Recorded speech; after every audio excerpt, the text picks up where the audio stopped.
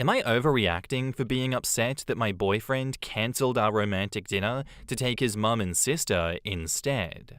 Basically what the title says, my 24 female, boyfriend 26 male, of 3 years, had told me over the weekend that he made reservations for a romantic restaurant on the lake. I was excited because our jobs don't allow us a lot of time to spend together as is. I packed a cute outfit and got everything ready this morning to change into after work.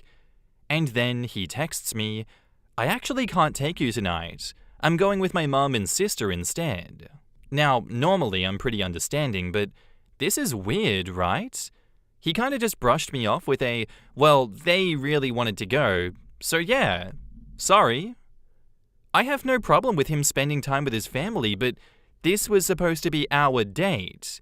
Not to mention I had to prepare and pack everything since he lives about 45 minutes away from me. Now he's going to enjoy a romantic dinner with his mum and sister, and I'm going back home to be by myself. Am I overreacting for being upset by this? In the comments, Magdavis asks, is this normal behavior for him? And OP says, honestly, yes. I usually take the high road with things like this. He loves them a lot and likes to spoil them, but it's starting to affect me. Temporary Refuse asks, is he actually going out with his mum and sister? Is this normal for your relationship? Has he always put his family first? Have you confirmed with his family that he's going out with who he says he is? All around weird. OP replies, I know it sounds so weird, but this is normal. He is really close with them. I know he's not lying about it. Part of me wishes he was. I just think that he's a family man, like a super family man, to the point where I am left behind. Not overreacting. This is weird. Cancelling a romantic date to take his mum and sister instead, with zero discussion? That's not just inconsiderate, it's straight up dismissive. Spending time with family is great, but he could have made separate plans with them instead of pulling a last-minute swap like you were never part of the equation.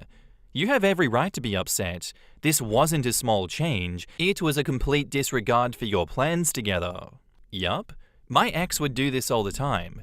Insert people into our plans, or straight up change them for other people. So concerned about what other people wanted and not leaving them out, but no regard for me. I feel like this is the same situation. He probably mentioned it to his mum and sister, and they were like, wow, that sounds really cool. You should take us sometime. And he just buckled over and said, yeah, let's go this day.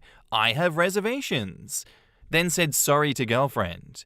So weird. So gross. You're not his priority. OP has said that he's like this and he's always been like this and this is normal for him. If that's the case, why would you stay with someone like this? Like, genuine question.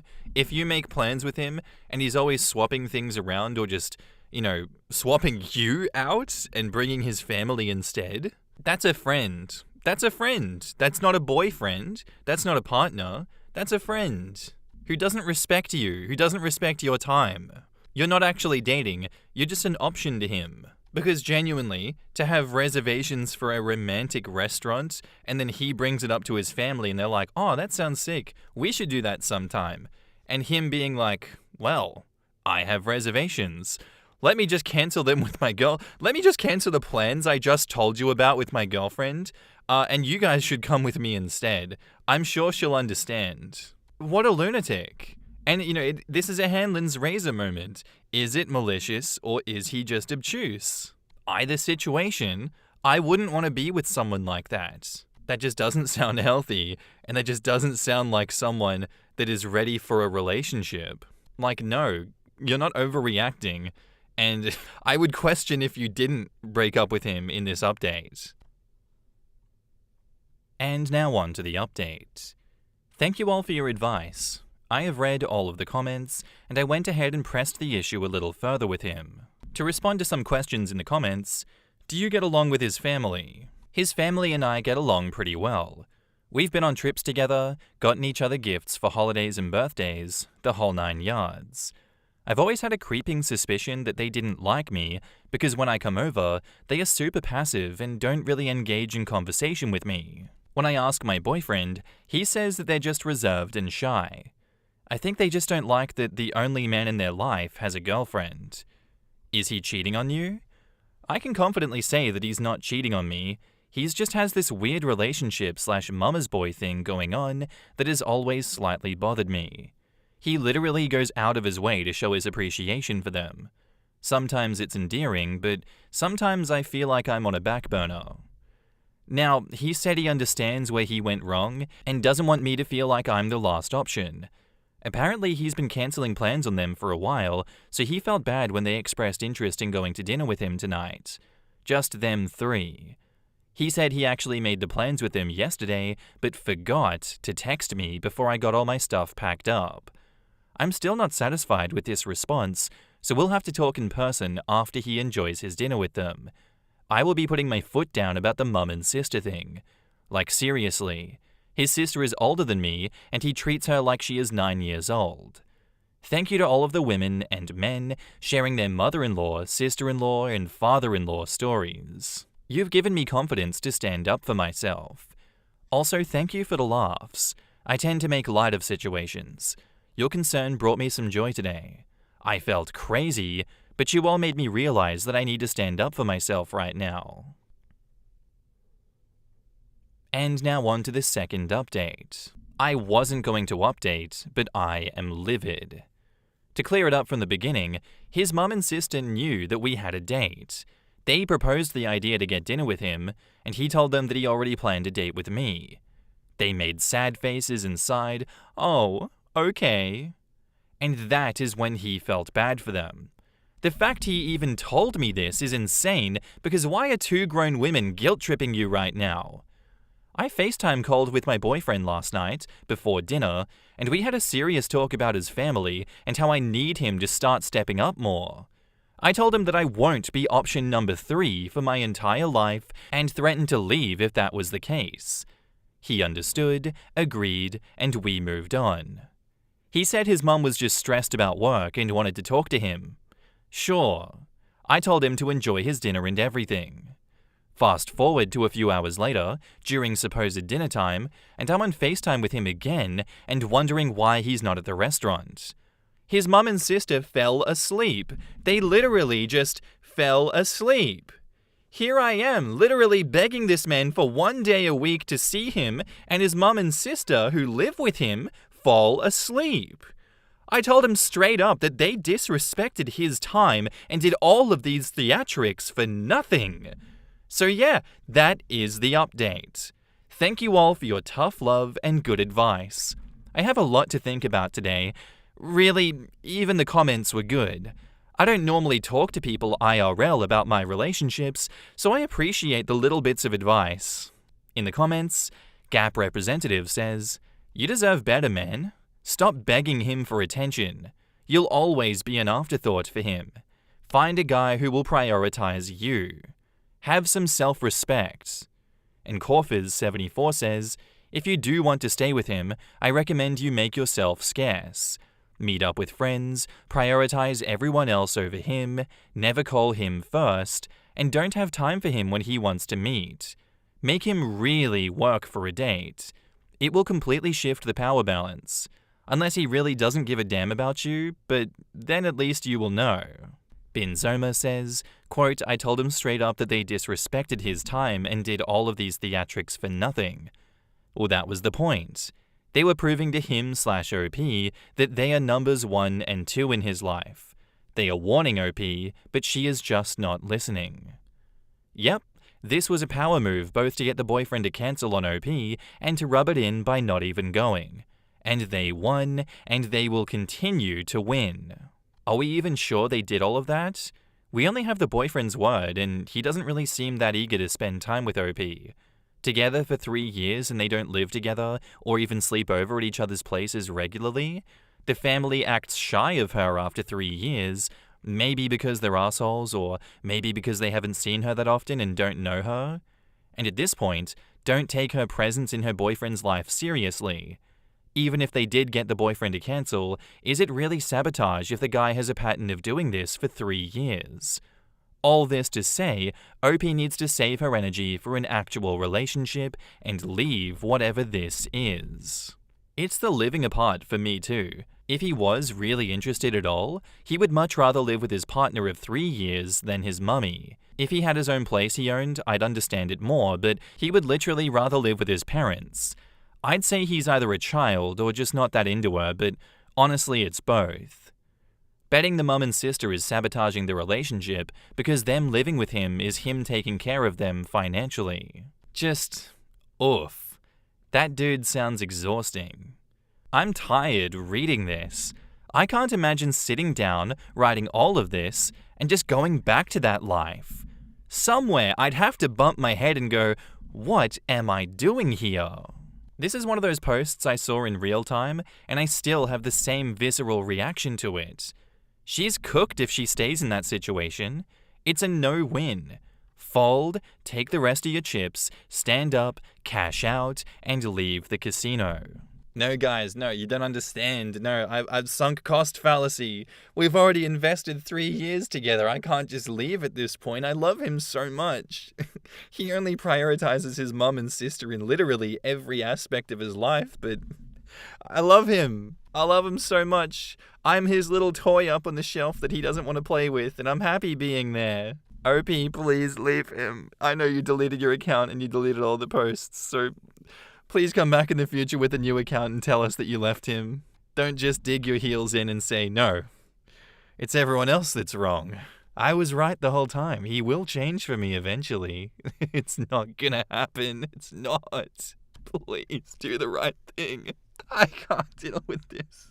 I'm gonna leave it there before I go insane. I can't do this anymore. My husband wants me to quit my job now that we have children and he makes enough money. I love my work, and the thought of being a housewife is torture to me. If I don't quit, he's leaving me. For anonymity, I can't go into details, but my husband, 34 male, has developed something in IT that is well known and it's made him rich. I, 38 female, am a chef and probably make 1/100th of what he does. It doesn't matter for me, however, because I love my job. We have a great life together. We had our first child, a baby girl, 3 years ago, and our twin boys are 9 months old. I have a few months left of my maternity leave, and with the country closing up again because of the new Omicron variant, I started getting worried that my workplace won't take me back. I voiced my worries to my husband a couple of days ago, and he just shrugged and said that it's not like we needed the money. I was confused and told him that I knew that. It wasn't about the money. He just shrugged. I was a bit annoyed, to be honest, because I thought he didn't think it a big deal that I became out of work. Yesterday, I was still thinking about it, so I decided to talk to him again. He was confused and told me that I should instead be happy that I could spend more time with my babies, and he asked me why I insisted on working when we have 3 small children and he made enough money for the both of us. He didn't like me working 4 to 5 evenings a week, including 1 to 2 weekends a month. I told him that I love my job and that I'm good at it. I've been doing it for almost 20 years now, and that just the thought of not doing anything for the rest of my life is suffocating. He was visibly upset by then, and he accused me of loving my job more than my babies and him. I could always cook at home for the family, and if I was worried that I would lose my independence, he could transfer the same amount that I earned from my job to my private account monthly. I started crying, and he kissed and hugged me and told me that he loved me, but he's been thinking of this since our girl was born, and he didn't like me coming home late at night. So I needed to choose between my job or being a family. I was startled. Did he mean it as an ultimatum? He did. He actually wants me to be a housewife or we go our separate ways.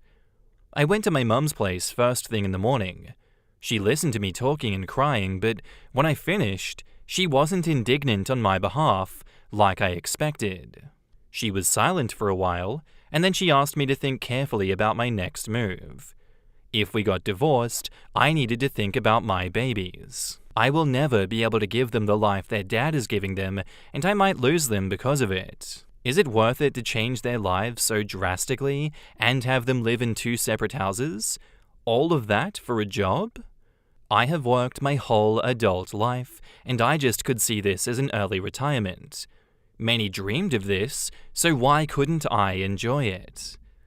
I wasn't expecting my mum to say these things.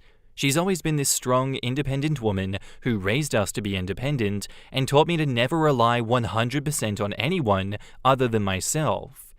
Hearing her say all of that made me question my feelings. Before I met with her, I was totally sure that I was right being hurt and angry, but now I think maybe I'm overreacting and that my husband's request wasn't that unreasonable. But if that's the case, why do I feel like my heart is swollen in my throat? Why does it feel like he made this ultimatum because he knew he has power and he's using it? Throw any suggestion or advice my way, and please be honest. Not rude, honest. Because I feel like I'm wronged here and I'm having a hard time thinking from my husband's perspective. In the comments, "Hi, I'm a stay-at-home mom. I gave up a career that I enjoyed years ago because I was asked to. Financial and emotional abuse due to alcoholism have brought my marriage to an end. Now I'm just screwed. No career, no prospects, nothing. I suggest working part-time even a couple of days a week or something, just so you have something to fall back on. I wouldn't give up the time that I got in the early years with my kids, but now, even though I've left him, I'm still completely financially dependent. It's not a great feeling for either of us at this point. Ask him if he would be cool with you working a couple of days a week just to give you something to get out of the house and do." This is something to think about. If he is issuing ultimatums, the relationship seems somewhat unstable, which means it's not a good time to risk your career options. Yes, the problem is not, "I don't want to quit my job," it's, "My husband doesn't treat me as an equal partner in life and family planning." Listen to this advice, OP. When ultimatums start, it's the end of the marriage, even if you decide to be a stay-at-home mum. He will use the same ultimatum for the next thing that he wants. This. I came to say this. An ultimatum means the marriage is already over. Now you're just waiting on the death date. I am kind of an asshole, so I would ask him to invest in you opening your own restaurant so that you have a fallback when the marriage ends that is bigger and better for you. Why doesn't he work a couple of days a week if he's so concerned about the children spending time without one parent around? From what OP says, he is hot shit and probably can swing better working conditions. Additionally, it is much easier to do IT from home than it is to cook a steak. I'd say call his hand, OP. That is a shitty and controlling move to pull. I find the interaction with the mum in this instance really interesting because if she usually supports women and supports OP in this situation, why did she say all that? I'm just as confused as OP. Was she caught off guard and did she just speak out of fear for OP? Or is there like something else? Was she being a fake feminist this whole time? Obviously that's a stretch. But I would like OP to ask her again why she's saying that despite her lifelong stances and get more information out of her. Because to me that's such a spanner to throw in the works when OP is obviously dealing with financial manipulation and a very threatening ultimatum from her partner. It really does just seem like this came out of nowhere when things were working out, and you gotta wonder why he's saying that now. Because yeah, it seems like he has some serious control issues, and what's stopping him from doing it again in the future? How does your mum not see that and be like, you need to stand up for yourself, you need to come to a compromise with him, you should not be, kowtowing to him and accepting this stupid ultimatum, because it's not going to stop there. And now, onto the update. So I posted here about 2 weeks ago about my husband not wanting me to go back to work after maternity leave. I got a lot of real good advice. I just want to clarify some things about my post that many seem to have misinterpreted. I'm sorry my language wasn't very clear. I don't work 4 to 5 days plus weekends. I work 35 to 45 hours per week in total, and sometimes it's during the weekend. Stay-at-home mum isn't normal in my country. Daycare is free, and we don't have a nanny. I'm saying this because I want you to understand why I was taken aback about this whole situation. I'm not trying to be disrespectful to stay-at-home mums. He can't get sole custody just because of his wealth, or because of my work hours. It doesn't work like this here, thank God, but I'm thankful for those who expressed worry about that, because I know this is the sad reality in other parts of the world. So, to the update. I've had long talks with my husband about all of what happened, trying to understand his POV. I've told him that I can't see myself as a housewife ever, but that I'm willing to start looking for jobs with better hours, or that I can finally start my own restaurant. I could start searching for a location in office buildings and start a lunch spot, so then I don't need to work evenings and weekends. He didn't seem happy at all with that suggestion. He asked me why I'm so insistent on going back to work. He said these last months have been the happiest of his life, coming home from work every day to his family, and that he thought that I was happy too. I am. I love being with my babies all day, but just because I'm enjoying my maternity leave doesn't mean that I don't want to go back to work.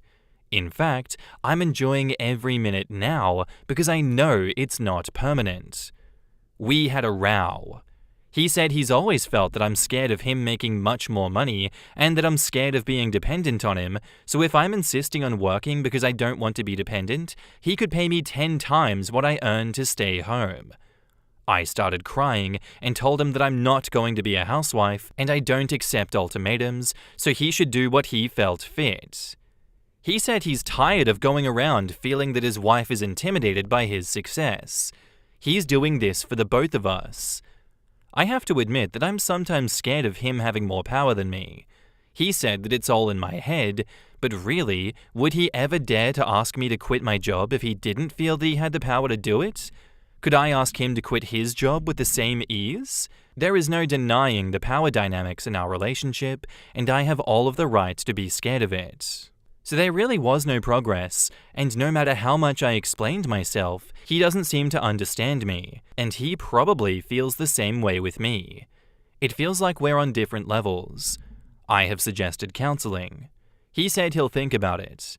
Now we're just civil to each other, but we don't talk much, and we haven't been intimate since I first brought up going back to work. I love him, and I miss him, and I don't want it to end, but the ball is in his court now. My mum is very angry with me. We haven't spoken for a week, and I don't know what to do with her either. And now, onto the second update. Thank you everyone for the support. I won't be able to make any more updates because you're only allowed one. This is, however, not a big update, so I thought I could just add it here before the post gets locked.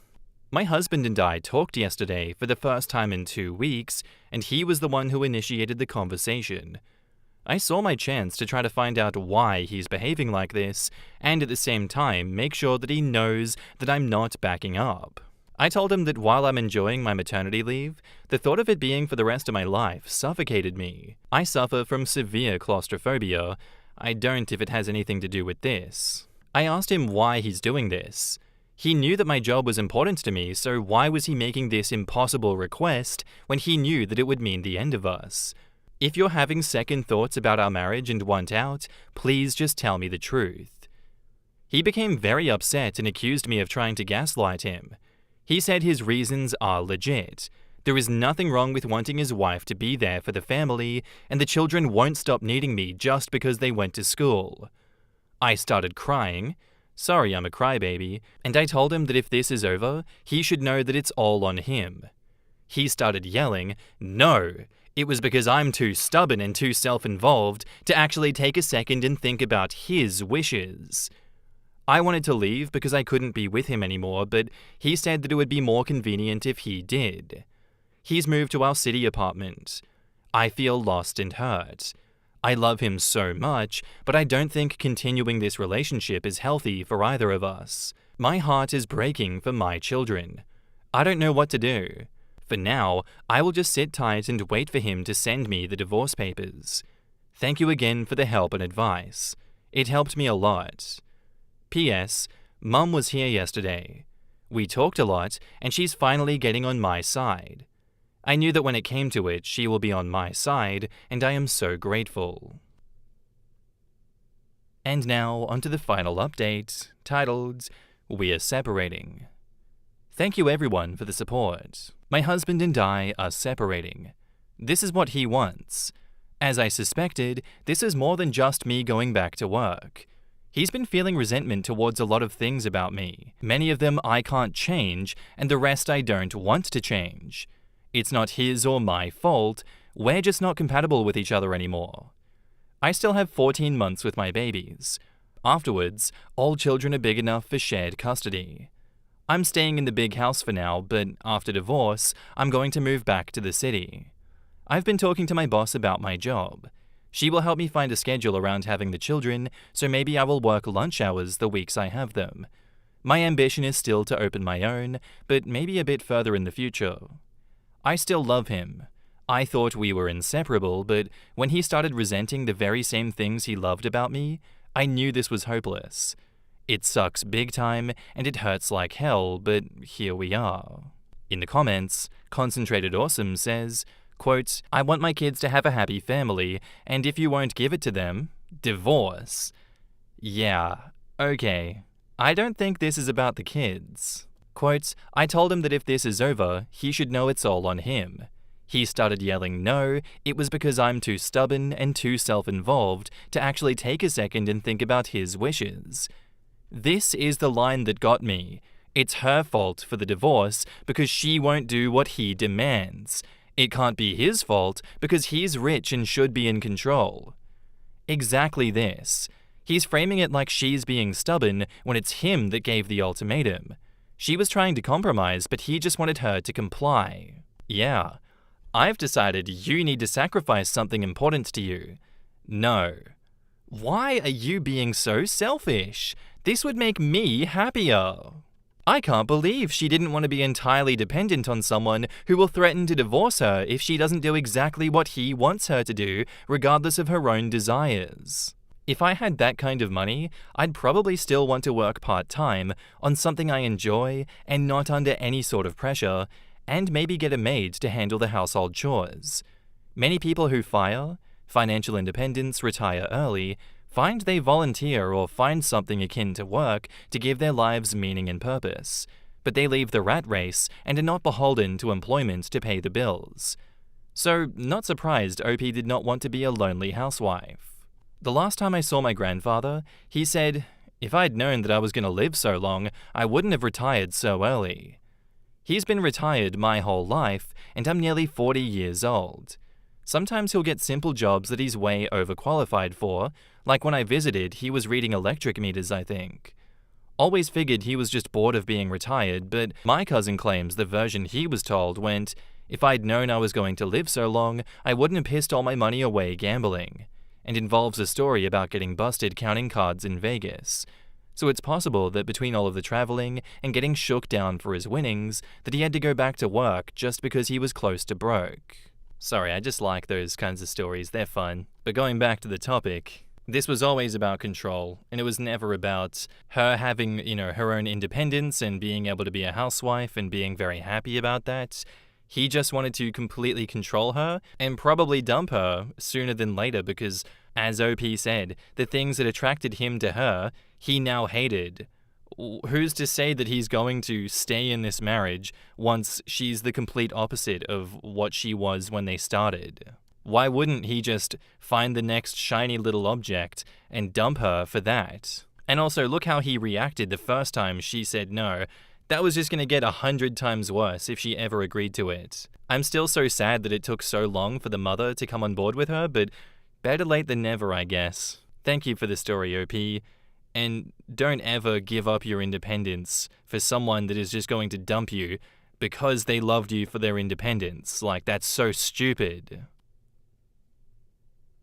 Our next post is by user RopePsychological567, titled, Wife wants to name our twins Romeo and Juliet.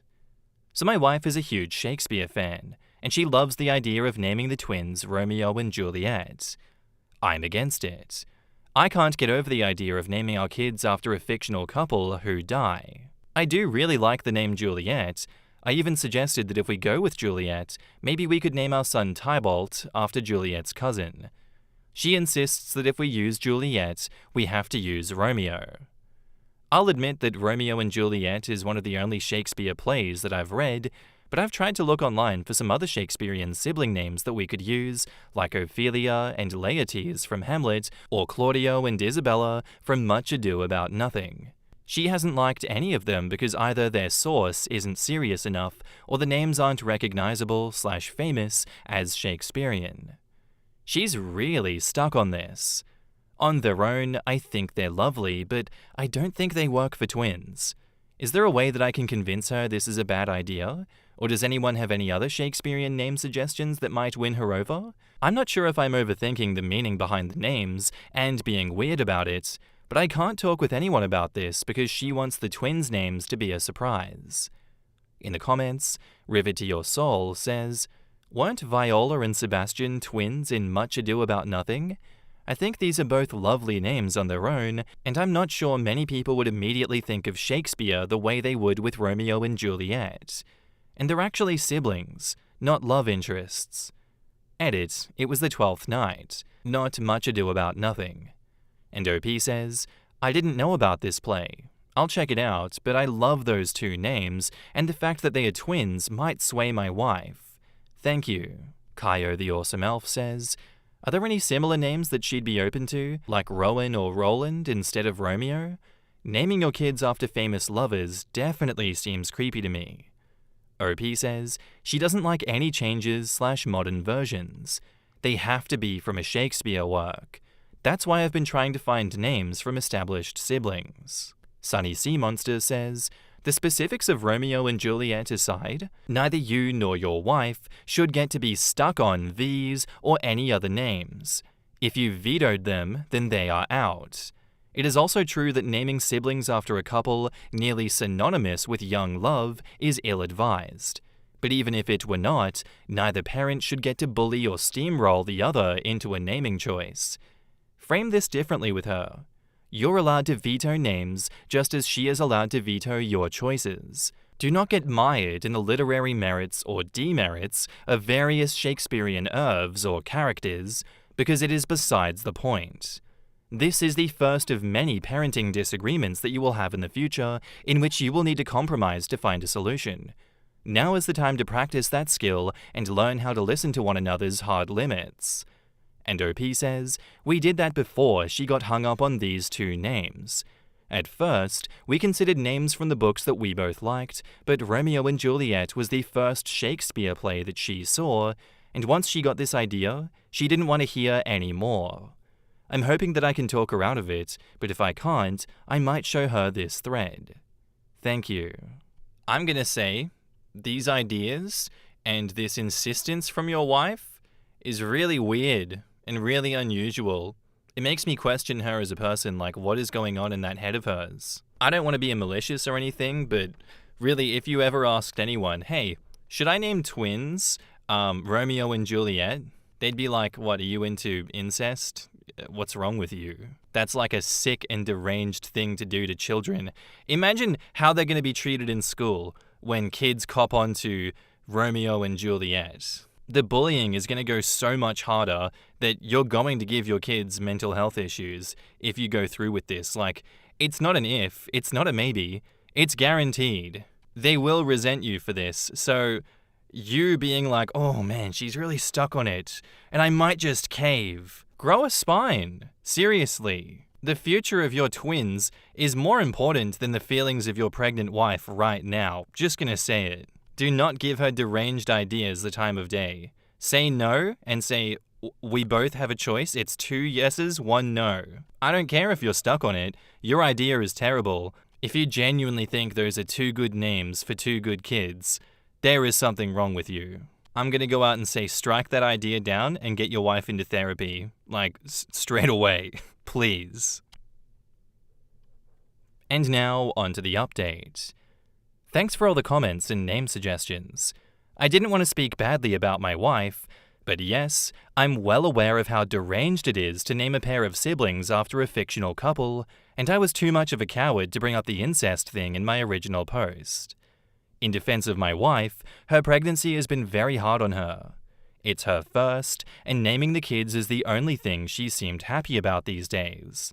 For context, she's seen the Romeo and Juliet play in person and is an avid reader of plays in general, but she's always liked Shakespeare most because they were the ones that she studied. A few years ago, she even ran a Shakespeare club for kids at a local library. More recently, she was rereading the play and suggested that we name the kids after the main characters. I was taken aback and told her that we'd sleep on it, but the following day, it was all that she would talk about. And she was so happy I didn't have the heart to talk her out of it. She became more and more fixated on it as the weeks went on. After making this post, I asked her again why it had to be these two names. She told me she always liked symbolic meanings and grand declarations of love, and she wanted that sort of bond to carry over to the kids in a family sense. What does that mean? What? Now that is deranged. She also mentioned that out of all of the plays that she had read, Romeo and Juliet was the most iconic, that people would be able to recognize them, and that it would make it easier to talk to other parents if they asked why the kids were named Romeo and Juliet. I sat on this for a few days, and honestly, it felt like I didn't know her. I pray that this is her pregnancy brain talking, but this isn't her. She's always been a romantic and fixates on trends and ideas, but this is just weird. Yesterday, I finally told her point blank that we were not naming our kids after such a famous couple under any circumstances, and I showed her this thread. She refused to look at it and broke down. My wife asked me why I couldn't just let her have this. Some suggested that she needed to hear how crazy she was from someone who wasn't me, so I told her best friend what was happening, and she was more horrified than I was. That's how I probably should have reacted. Her best friend came over after work, and I'm not exactly sure what happened, but I know they watched the 1968 movie version of Romeo and Juliet together, which I've been told has a sex scene. I think that snapped some sense into my wife. Her friend left a few hours ago, and my wife has been quiet, but she asked if we could look over the names that I'd picked out again. Thanks again for all of the comments. I think we both needed reality slapped into us, her from her delusion, and me from my apparent lack of common sense. She's still dead set on something Shakespeare/theatre related, and somewhat matching, but now that her head is clearer, I hope we can pick something better. From the quick read of the comments I showed her, she did like the name Sebastian, but she's on the fence about Viola. I'll let her off the hook for now since she is so sick, but once we're back to normal life, I'm not letting her forget that this happened. I'll update this again once we finally have names picked out. In the comments, LEG028 says, "The way you're talking about your part in this, paired with you saying you're not going to let her forget this, is raising some questions for me. You realize you fumbled the bag here too, right? Like, not just because you didn't say anything initially, but you let her get excited about the name for weeks. You let her think that you were okay with the names and build hope, and you build up your frustrations until you finally spoke up, but it sounds like you were harsh about it. And for what? She didn't see the problems the names would cause, and then it was brought to her attention by her friend. She did the right thing and changed her mind. She did the right thing, and you still sound like you have anger towards her when it's nobody's fault but yours that you didn't voice your concerns for weeks and instead pushed her friends to do it for you." And OP says, "I'm not sure I worded it well, but she's been very sick during this whole thing, not able to eat regularly, not sleeping, horrible cramps, etc. Naming the kids was the only thing she seemed really excited about because the actual pregnancy hasn't been good for her. We agreed that she would get the ultimate say in the names because she's carrying the kids. I didn't want to burst her bubble when she first got the idea, but as the weeks went on, I realized how serious it was. I'm not mad at her for the choice, I'm mad more at myself for not doing anything about it, and at both of us for not realizing what it could do to our kids' future. But I shouldn't have waited so long to speak with her. The last comment was that if we ever have kids again, I hope she won't want to name them after a couple again. Not meant maliciously, but I see that I didn't say that well either." The Bad Sleep Well says, "Is it possible that your wife might be struggling with some sort of hormone-related mood issues? Some women experience prenatal issues, such as prenatal depression, prenatal anxiety, and/or prenatal psychosis. I'm not saying it sounds like she has any of those conditions right now, but it's just good to have an awareness of such in case she seems to be more worried in general, fixated on things, energy levels are consistently low, etc. OP replies, "She's been like this as long as I've known her, jumping from fandom to fandom, getting immersed in something for a month, and then not touching it for a year. This time has been hard on her, which is why I'm trying not to do anything that would make her uncomfortable, but if she ever needs anything, I will be here for her. The main concern is the physical symptoms right now, but I'll keep an eye out for anything else. Thank you for this information." A Myth Retold says, "I'm glad this has been resolved, but please don't start your life as a parent by not letting her off the hook. If she decides that it's a funny story and feels comfortable retelling it, that's cool, but otherwise I wouldn't tease her about this.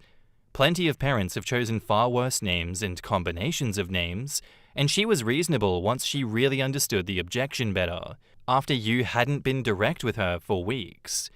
And OP says, "I meant it more as a, I won't let her name any more babies we have after couples, but I didn't say it right. But I am as much to blame for this happening.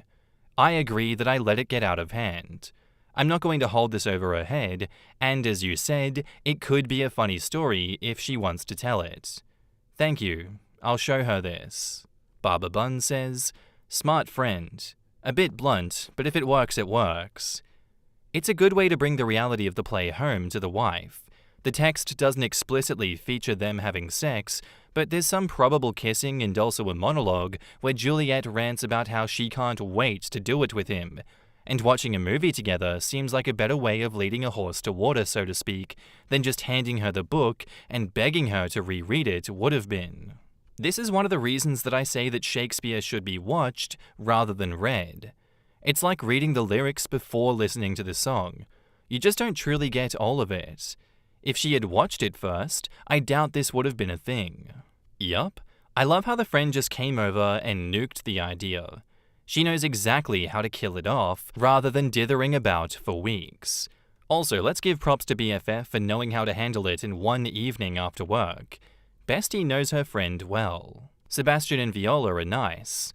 Laertes and Ophelia are still a pretty deranged choice though.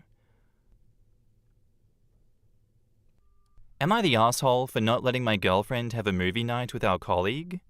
Me, male 21, and my girlfriend 20 have been together since I was 16 and she 15, and we've been inseparable since then, well, until now. We work at the same company and have done so for about 2 years now. We even work in the same section. So lately, she's been getting closer to our colleague, male 40, and I've not seen a problem with this since he's 40. But recently, they wanted to hang out after work separately from me and our other friends. Things they do is just go for a walk, run, or hikes, which normally take around 40 minutes to an hour, which is normal, I guess. But now my girlfriend wants to have a movie night at his house, and they're going to watch the latest Fast and Furious movie. I asked to join, but they need to be alone because they're going to talk about friend stuff. She said they were like best girlfriends. At first I thought, okay, that's fine I guess, because again, he's 40. But now after the fact, I'm starting to worry that they're getting a little too close. Am I crazy, or is this something male and girlfriends do normally? I don't really have any experience in just that, because I don't really have any girlfriends that I'm close with, except my girlfriend. So please, I need some advice or just outside views on this. Edit, just from the first few comments, I would like to add some details.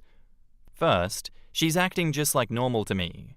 She is loving, caring, and overall like the girl that I fell in love with. Second, this may seem a little bit arrogant, but if I may self-glaze a little, I'm 6'4", blonde, fit from going to the gym for 5 years, love cooking, traveling, and hanging with friends and family. He's 5'8", bald, not really fat, but on the more out-of-shape side, and is kind of a gamer, I guess. And I mean computer games. So he only has a handful of friends, and the same at work. I don't say this to bully him or belittle him in any way, it's just straight facts. Third, my girlfriend said that after meeting some of his friends at a local get-together here, she said that it felt weird being so much younger than everyone at that specific table that she just kept it short when she said hi to them. And final, so if you put this all together, I can't see any reason to why I should have been suspicious earlier. In the comments, OK19817 says, "No good can come from this. Her excluding you is the answer that you were looking for. You are not the asshole here. She's on her way out the door. She just doesn't know how to tell you." OP replies, "I'm starting to believe this as well, and the pit in my stomach is starting to brew." Wrong Right says, "Most couples who start as teens split up by their early 20s at the latest, because you form habits together when you are immature. It's time to dump her and focus on career, education, if you're in school, fitness, and other adult goals. Dating should be on the back burner for a while." Vixen Viper says, "Agreed. My high school boyfriend and I broke up 4 years after we started dating our junior year. We were 20 when we split. We went to separate colleges and just outgrew who we were when we got together. It was mutual and amicable. I remember feeling like I would never get over it. It sucks at the time, but it absolutely was the best decision for our individual growth. I think we were holding each other back, trying to maintain those immature habits that we had formed at 16. I haven't really thought of it in those terms until I read your comment, but it's spot on." And OP says, "Thank you for this. What you are saying is true and makes sense, but I do hope it's not the case for us, as I can't see myself without her, but from all the comments, I'm starting to see that maybe we're not so special after all." I'm not really going to frame it as you're not letting her have a movie night with a colleague who is 20 years older than her. It's more so like, that's wildly inappropriate. What the hell is wrong with you?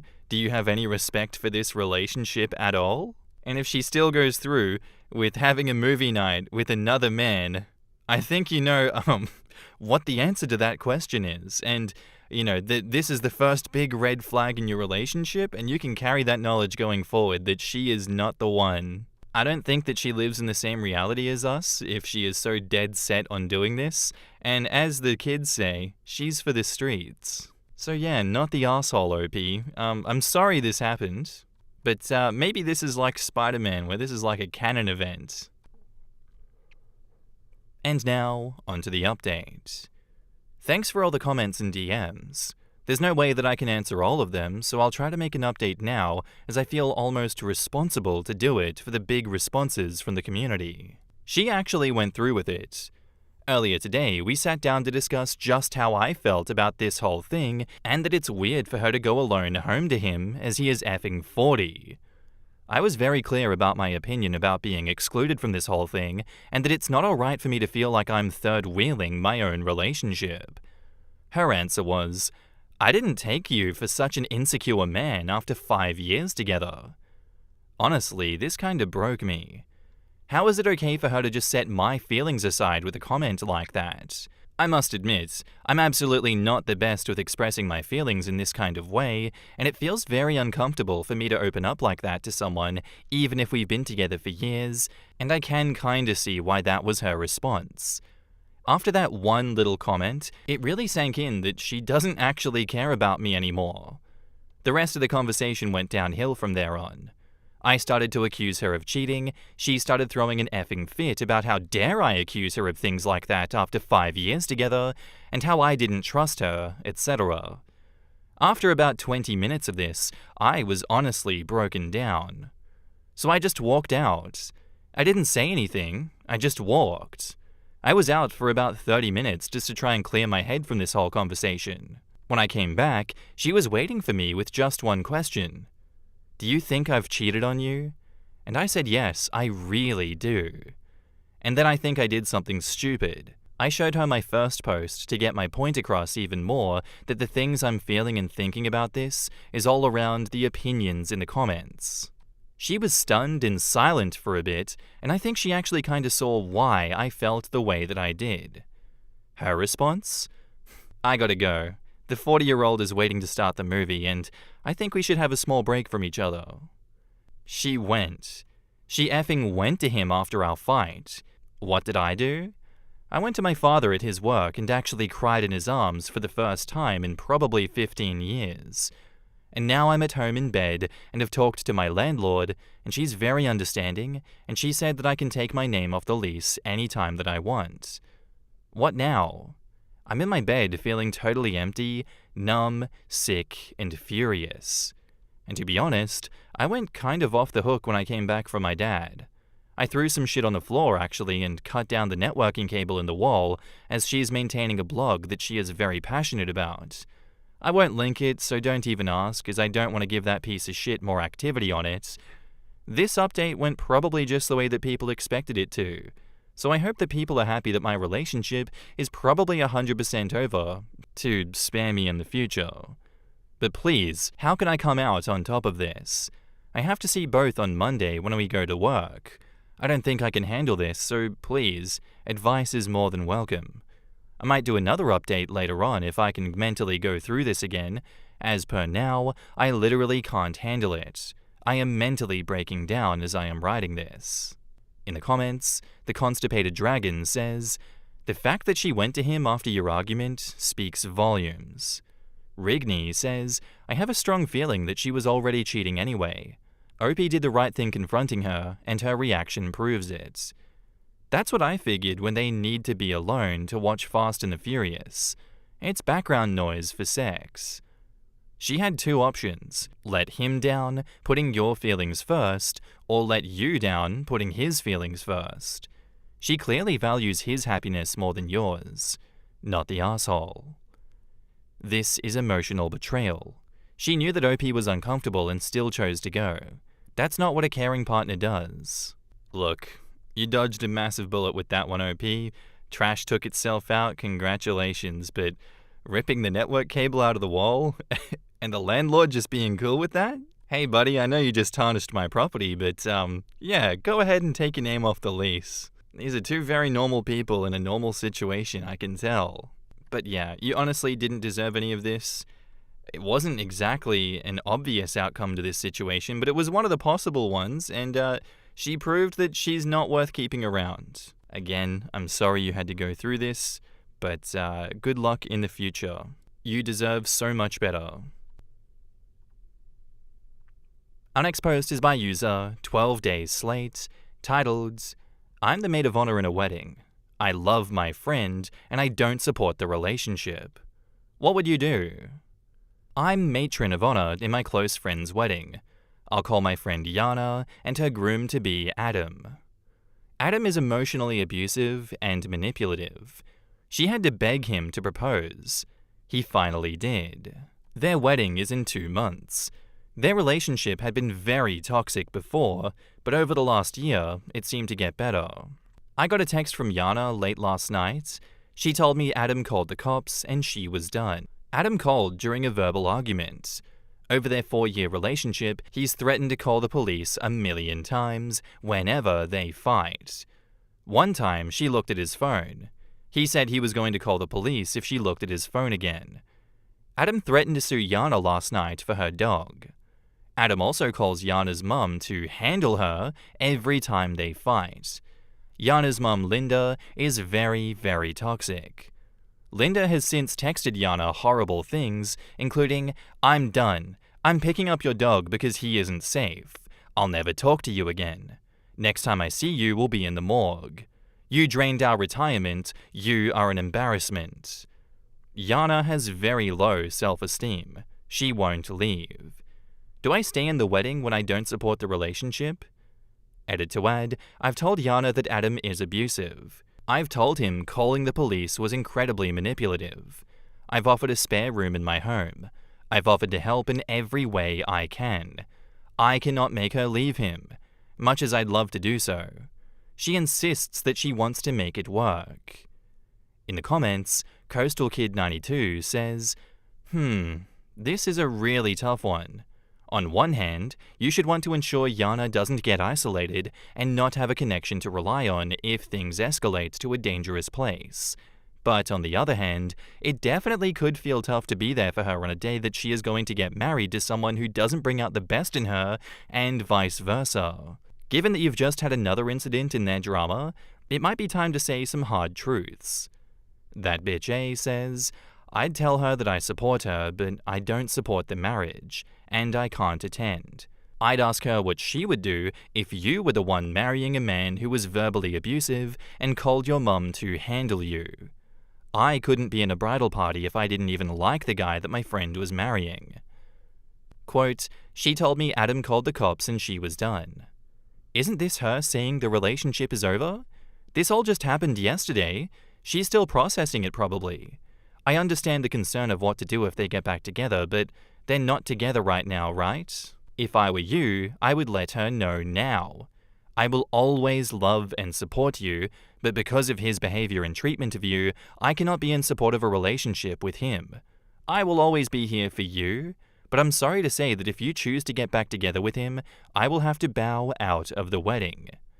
OP says, "We've spoken several times since this late-night text. She is not done, it is not over. She said she was done in anger and hurt. They're trying to make it work. They never broke up." Dizzy Try says, "I honestly don't know what's right here, but personally, I wouldn't participate in this wedding. I would make sure Yana knows I'm always there to support her, but that supporting this marriage doesn't feel like supporting her well-being and happiness, but the opposite. If you choose not to be a part of the wedding, at least let her know that you'll be available in the future if she needs you. Do not compromise your principles. Always support your friend. You can do both." And OP says, "Unfortunately, knowing Yana, she wouldn't take this well. I know she would cut me off." And Dizzy Try says, "This is the cycle of abuse that Yana is in, unfortunately. Those who refuse to support and validate the abuse get cut off, isolating her further. This is a really shitty situation, and I'm very sorry that you find yourself part of it. For those who are saying just go to the wedding because otherwise Yana will cut her out, the fact is that if it's not the wedding, it'll be something else. It's just delaying the inevitable."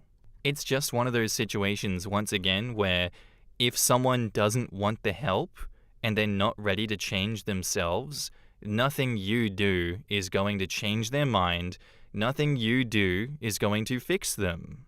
The fence sitter in me wants to be like, "Oh man, this really sucks, but we gotta stick it out for Yana. We gotta help Yana out, and we gotta do what we can. We gotta make her see that this is an abusive relationship.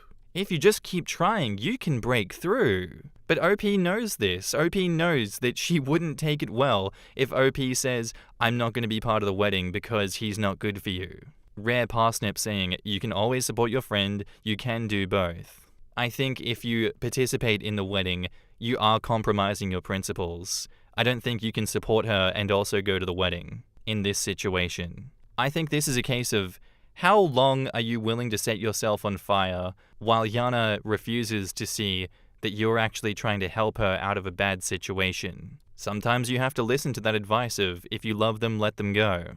As much love as you have for this victim of abuse, they're not going to change no matter what you do. Let her hit rock bottom, and then when she's ready, then you extend an olive branch. And now, onto the update. I apologize in advance for the length. I'm trying to make this as short as possible. I am happy to clarify anything. I posted a little over a month ago about being Yana's maid of honor and remaining in her wedding or not. I decided to commit to being in her wedding until last weekend. My toddler became very, very ill. He had to go to the hospital. We spent the night there on Friday night. Yana's bachelorette party was Saturday night. I had a very minor amount of decorations at my house for the party, a bridal sash and veil, some cups, and a banner that said, "Last Wiener to go in between her." All told, it cost me less than $50 on Amazon. On Friday, I texted Yana as I was leaving for the hospital. I said I would try to attend, but my son was very sick. She said, "Oh no. Okay, I'm going to order more decorations now. I hope they're here in time." An hour later, I started getting texts from a bachelorette party attendee who was not in the bridal party. I'll call her Lauren. Lauren said she was sorry that my son was in the hospital, but either I or my husband need to leave and drive the decorations to Yana's house. She lives 30 minutes away. I told her that I'd leave the decor on my porch, but that's all I could do. She said Yana deserved this party. I got no less than 15 texts from Lauren about this. I told Yana that I was getting several texts from Lauren and I couldn't deal with it. She said, "No one is telling you to leave your son." And to Yana's credit, after this, she did ask about my son. The party went on. On Monday, I texted Yana that I was very hurt that the decor was treated as more important than my son's life. She waited 36 hours and said she was very hurt by me acting like she didn't care about my son, but that she couldn't delay her bachelorette party and they needed these decorations for the bachelorette party that she deserved. I replied with a screenshot of Lauren's messages, and Yana told me that there was no group chat about it. Last night, I asked Yana if she still wanted me to be in the party, and she replied, basically putting it on me, saying she respects my decision either way, and asked if I wanted to be in the bridal party. I don't know what to do. In the comments, Golden State Thriller says, "Lauren sounds like the bigger problem here. You asked Yana 1 week before her wedding. I don't see it as her giving you an out as much as her understanding that you may have a lot on your plate with a sick child and not wanting to pressure you. If you're willing to lose the friendship, then drop out. Your post history does make it seem like you never wanted to be in it. Weddings are stressful, sick kids are stressful, and you have to decide if you want to see it through and work on it or drop out and end it." Laura Bora says, "Yes. It reads as though OP is placing Lauren's words and actions onto Yana, which is not fair to Yana. Yana saying there was no group chat about it is her saying, how can I be responsible for messages that I didn't write or see? I don't know the situation beyond what is written here, but it reads like OP is triggered off of Lauren's behavior and taking it out on Yana." Sociable Lentils says, "It sounds like Lauren was the main problem here. It sounds like Yana didn't know that Lauren was saying these things. Yeah, Yana was a little self-centered, but she didn't ask you to leave your son or even to do anything with the decorations. She just ordered more to avoid inconveniencing you while you had more important things going on. I wouldn't take out your feelings over Lauren's behavior on Yana." OP replies, "Lauren was the main problem, absolutely. My issue is that I believe Yana, at a minimum, does not take issues with what Lauren said." And now, onto the latest update. We spoke on the phone last night. This morning, I backed out of the wedding. I sent this. I've been doing a ton of thinking since our call, and I'm sure you have too. I know I'm not the best person to serve as your maid of honor. I can't do it. I'm sorry that we both have hurt feelings, and that it's even come here. I truly wish you the best with your wedding." Yana replied immediately with, "Do not ever speak to me again." In the hours since, Yana posted to Facebook that she has a new maid of honor and a new bridesmaid. Lauren is the new bridesmaid. I have blocked Yana and Lauren's number. In the comments, Nana Queen says, "I dropped out of a wedding 7 to 8 years ago. We've never spoken again, and I've never regretted it for a second. Some people are not lifelong friends, and it's okay to say goodbye when it's time. I hope your little one is okay." For Esme with Love says, "I did as well and have no regrets, and I'm glad that I'm not in any of her pictures so she can look at the event back on with fondness and not as the final straw in the dissolution of our friendship." OP says, "I have a close friend who had a falling out with a bridesmaid some months after her wedding.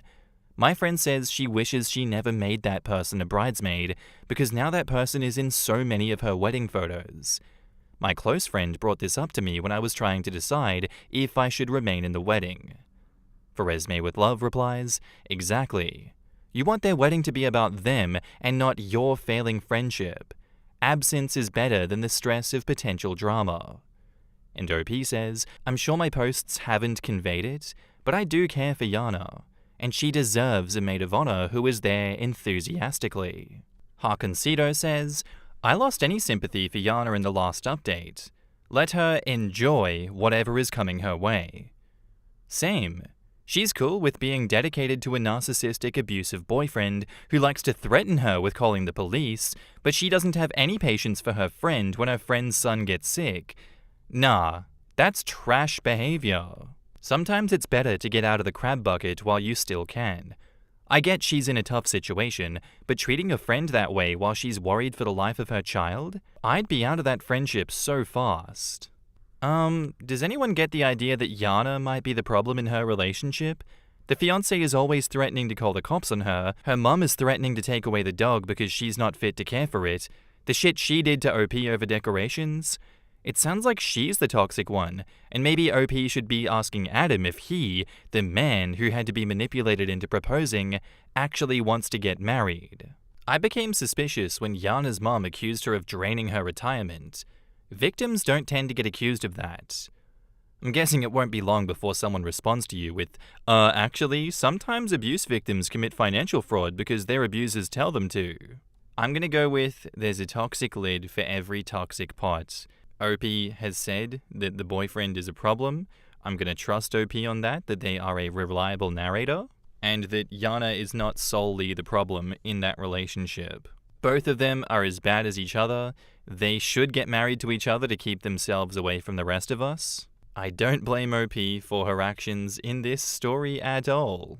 You, OP, backed out of the wedding in a very, very respectful manner. A lot of people would be a lot less respectful in that, so I respect you for it.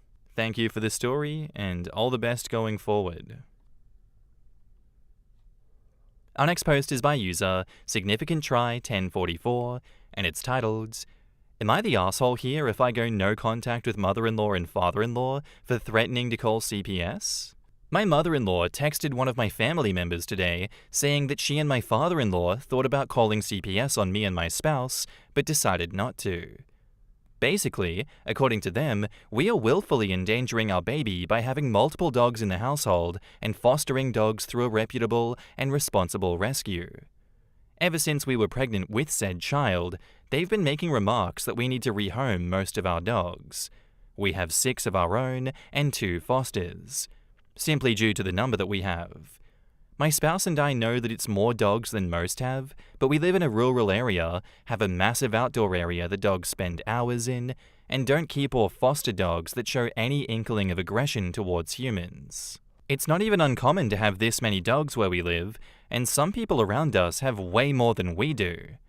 Our yard is sandy, so the dogs do track in sand onto our hard surface floors that we vacuum daily. Because there is often some sand from letting the dogs in and our counters are cluttered, they consider our house dirty.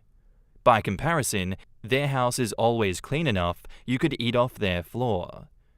The worst part of all of this is they admit that CPS wouldn't do anything. Our child is healthy, happy, and clean. Their doctor says they are in perfect health, and the dogs have never so much as accidentally scratched, stepped on, or even looked at them wrong. We don't let the dogs in their bedroom or play area, and we actively train our dogs so they are good family members, either as our own dog or fosters. The dogs are also well taken care of, up to date on all shots, and friendly. They can be energetic due to their various breeds, but we make sure any rough and tumble play is outside in their designated yard. My spouse and I also work in jobs that involve children, and have been in situations where CPS had to rightfully be called. It stings so much that someone would think to use CPS workers to bully us into rehoming our actual dogs and to stop fostering just because they admit they don't understand how or why we live the way we do. I think I'm more heartbroken than anything because I can't fathom why someone would even hypothetically put us through this. Even our non-dog-loving family members have acknowledged that our dogs are all very friendly and that our home is a safe environment for our child. As much as I love each and every one of my furry toddlers, I know they are animals and would never keep one if I had any suspicion that they could hurt my child or their friends. I know CPS wouldn't actually remove our child, but I can't stop wondering if every knock or phone call is from a worker starting an investigation. Would I be an asshole if I ceased contact with my mother-in-law and father-in-law? I don't know if I even have anything to say to them. I don't know if I can even look at them. I can't even sleep because I'm worried they'll end up calling even though they said they wouldn't. Why would they even mention this? How can they say they love us and not acknowledge how much an investigation into a false allegation could affect our child, our jobs, everything? Sorry if this is all over the place, if anyone even reads this. I know they never really liked us, since my spouse and I are very different from them. I just never thought that they would try to do this to us, let alone trying to use my family against us too. In the comments, JRM says, "Not the arsehole. That does seem like a lot of dogs, but you seem to have it all under control. I'd have your spouse speak to them and get to the bottom of this. Maybe they're giant arseholes, or maybe they're just regular arseholes and this is a misunderstanding." OP replies, "Oh yeah, we know. My spouse and I joke that we thrive off of coordinated chaos. I wish this was a misunderstanding. We called them after we found out, and they said there wasn't any specific behavior or dog they were concerned about, it is purely just the number. They don't even think that CPS would do anything, they were just hoping the mere idea of talking to a CPS worker would make us decide to rehome 4 dogs." Psyche replies, "Gather any evidence of them admitting to wanting to call CPS, especially because you work with kids. I have a feeling they will try and escalate the situation. They're trying to run your house. Go low contact with them. Your husband should be the one dealing with his parents." Without addressing the pet situation, I think that it's deplorable that your mother-in-law would threaten to contact CPS, much less via a third-party conversation. Your husband should probably take the lead in resolving this issue because they are his parents. Stopping contact will have serious repercussions between him and his parents. Ultimately, you need to take care of your immediate family first and foremost, not the asshole. Yeah, I get a feeling if OP goes no contact right now, they're gonna call the CPS in retaliation. So I really think having him address the situation with them and you going low contact is best here. They shouldn't be making threats like that. They don't run your household. They have no say in how your household, is managed. And if I were in this situation, they wouldn't be seeing my kids again, or they wouldn't be seeing the kids for a long time, that's for sure. Using CPS to bully you into getting what they want is a waste of CPS resources, and it's 10 times more harm than any good that could ever come from this. They are well aware that a CPS investigation could end your careers, and they don't care. That's just evil from them. You really just have to take all the steps you can right now to protect yourself. Back up to the post, there is an update. I am going no contact with the in-laws for the foreseeable future, as is our child. My spouse is leaning towards no contact, but at the very least, severely limiting contact. They have spent all day today, after our phone call last night, insisting that they weren't actually threatening to call CPS. They refused to understand why we were both so upset and kept trying to turn the blame back around on us, saying that we weren't listening to them and the CPS comments weren't a big deal. This unfortunately fits a larger pattern of them trying to control our lives and being angry and disappointed/annoyed that we just have very different lives. The fact my spouse and I are very equal and independent people is a constant issue that they keep dancing around. Nothing about us is traditional, and despite what they claim, they don't love that about us. Most disagreements or attempts to control us come from these differences, and why we should actually act more like them.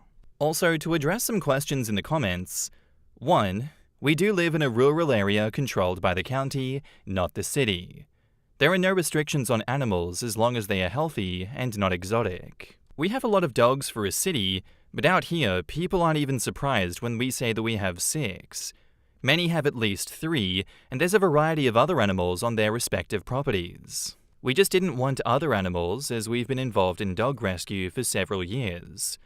2. Our household operates more like a small farm than a typical suburban household. And 3. My spouse and my own work schedules allow our household to operate the way that it does. I won't go into specifics, but will say that the way that it's arranged allows one or the other of us to care for our child at home versus putting them in daycare. This also makes daily cleaning a lot more feasible, along with my spouse and I being very equal partners. And now, onto the update. Thanks to everyone who responded to my initial post. I'm terrible with links, but my first post is on my profile.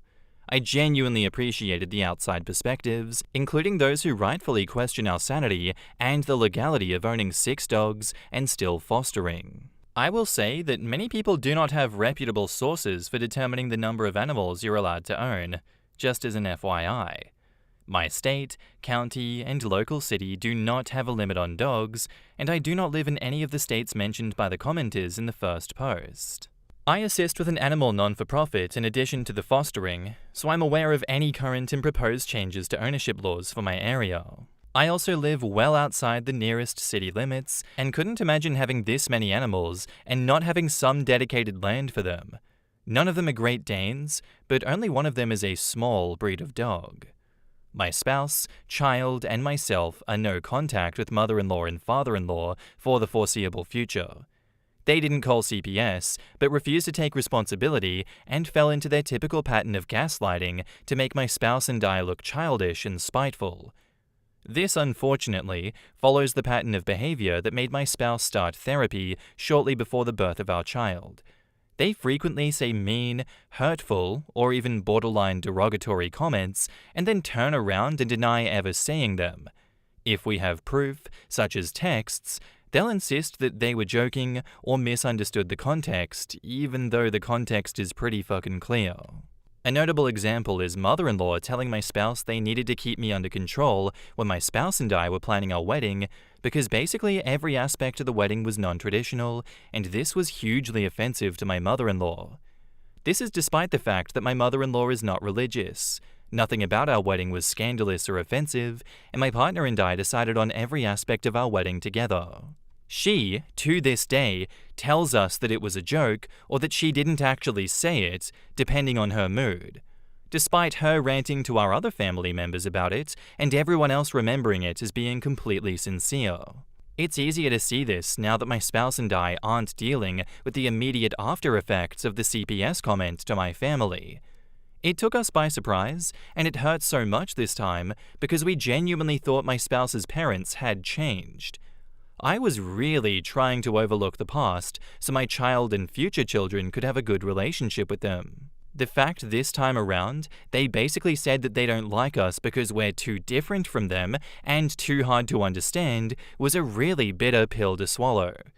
Maybe it's the fact that my family is so close, but I don't understand how someone can say that and in the next breath say they love us entirely. We're not even that out there or extremist in any sense.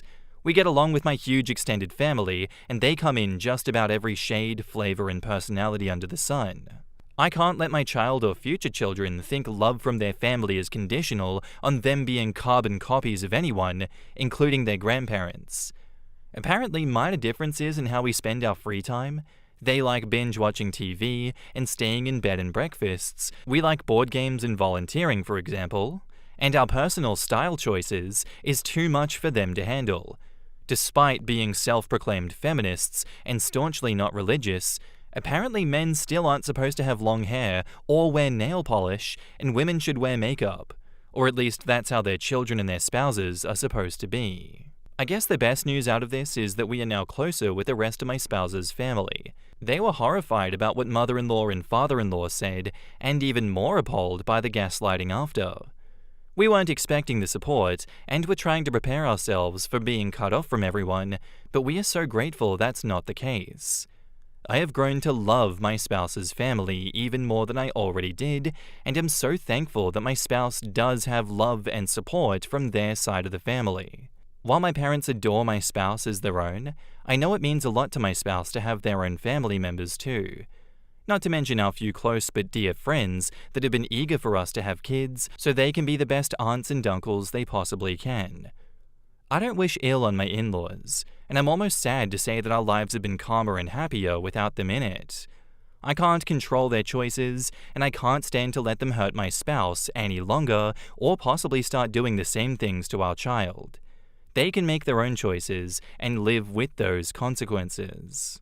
In the comments, having 6 dogs in a farmstead is basically nothing. My sister and brother-in-law have over 10. They rent them out, and brother-in-law, to different farms to round up the sheep, etc. Saves every farmer and homestead in the area needing to keep and train dogs for that purpose. Threatening to call CPS is 100% a reason to go no contact every single time. I mean, unless there is a real reason to call the CPS, of course. The thing is, if there is a reason to call CPS, if the children were in actual danger, you wouldn't threaten, "Obey me or I'm calling CPS." You would just call them and/or 911. This is how I feel. If you honestly think a child is in a dangerous and abusive situation, why on earth would you tell the people putting them in that situation that you're reporting them? I wouldn't want to give an abuser that kind of heads up. But that's not what happened here. Mother-in-law and father-in-law just want to hold a threat over their heads to try and control them. It's gross as hell. I, female 23, found out 7 months ago that my boyfriend, male 26, has been cheating on me, but I haven't told him that I know. I found out while he was away for work. A girl he slept with sent me a DM on Instagram, and she told me everything and even sent pictures. I remember staring at my screen, my heart pounding, my hands shaking. I felt like my entire world had just shattered. I didn't even respond. I just sat there drowning in pain. I finally understood what it meant to have a dagger to the heart. Anyways, I made a decision that I wouldn't confront him. Instead, I grieved and mourned our relationship like it had already died. I've been with him for 3 years.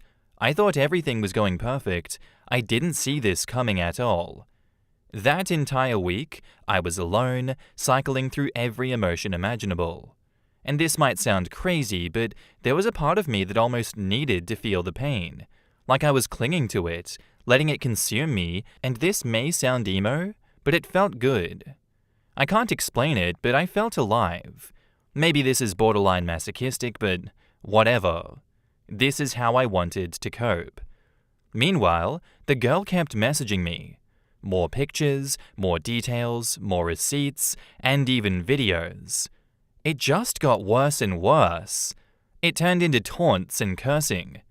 It felt like she was desperate for us to break up, but I never responded. Instead, I kept reading her messages over and over, torturing myself with the truth until at some point it didn't hurt anymore and I started to feel numb. He was still himself, sweet and caring and affectionate. Like honestly, I wouldn't have suspected a thing if that girl didn't DM me. He would sometimes catch on that I was acting off, and I would blame my hormones or stress from work, and he would buy it. I pretended everything was fine. He might have noticed something was wrong if he wasn't busy cheating. I think it also helped that we got along very well as roommates and friends. We were still having sex. He was a generous lover, too generous even, and it helped me bear with it all. I lied and said that my implant fell out, so we began using condoms, and I got myself tested regularly. Thankfully, I was clean the whole time. I eventually started seeing him as someone that I just lived with, and we just happened to have sex. It took months, but one day something inside me shifted.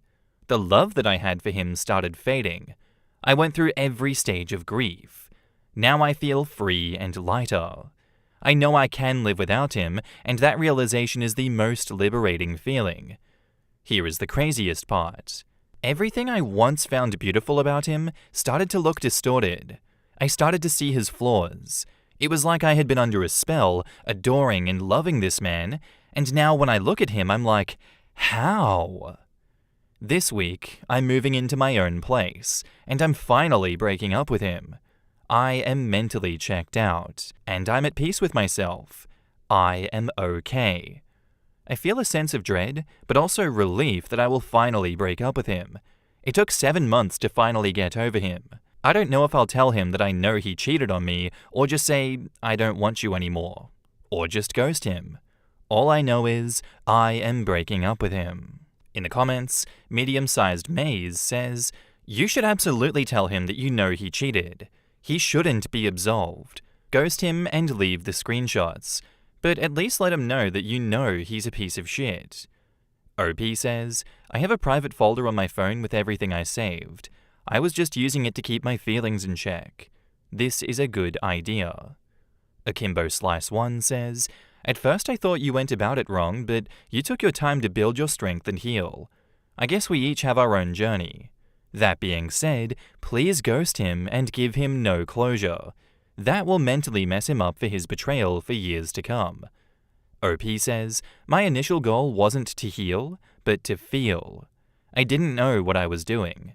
I ended up healing anyway, and I'm glad that it worked out. If I ghosted, it would definitely mess him up.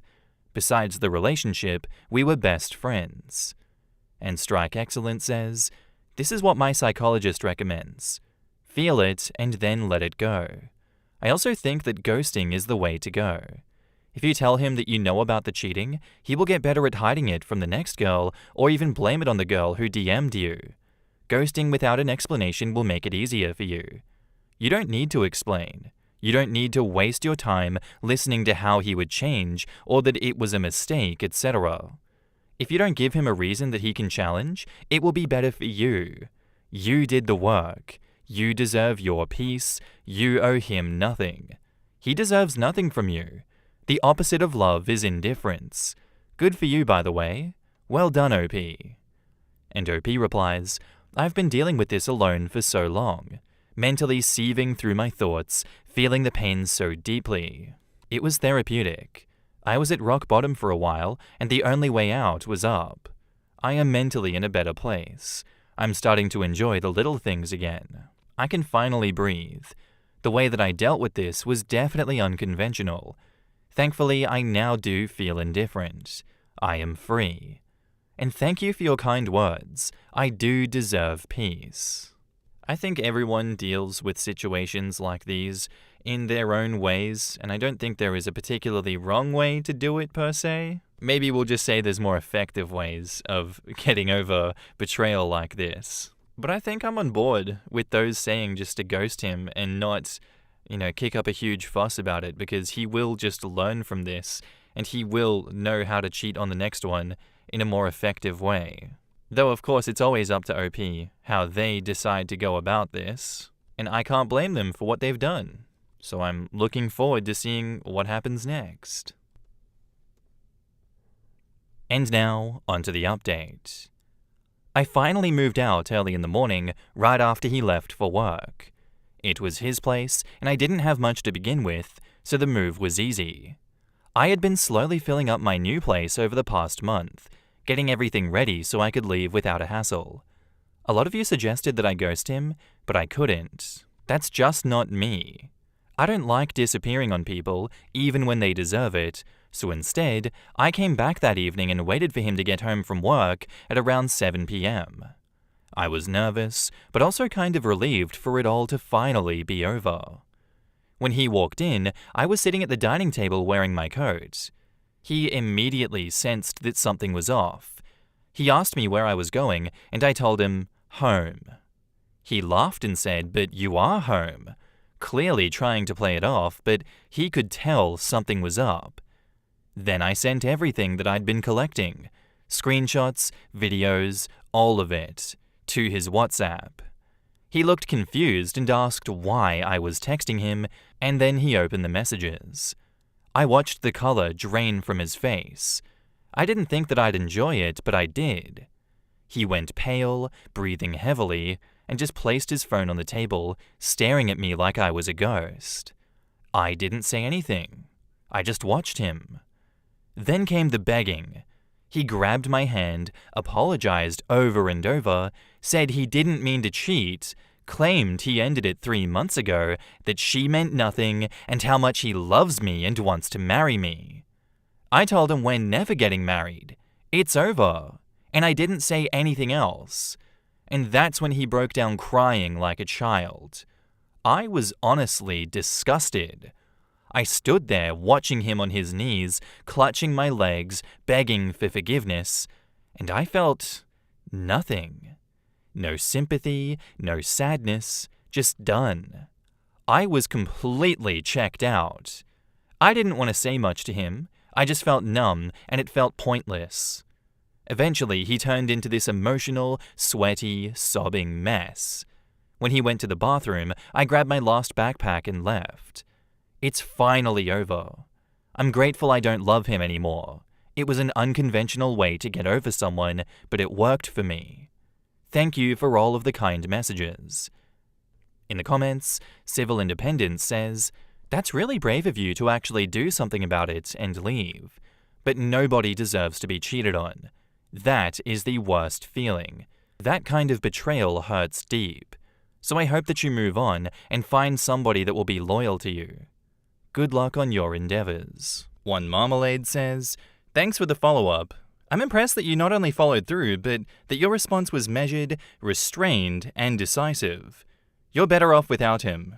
Don't look back. I hate when they say she or he meant nothing to me. In reality, the one that you cheated on and hurt meant nothing to you. And not only, he cheated for months, since he ended it, quote-unquote, 3 months ago. Yeah, she meant nothing to me, man, but I slept with her for a really long time, though. But yeah, she meant nothing. Good riddance to bad trash in this situation. Sorry that you had to experience that, OP.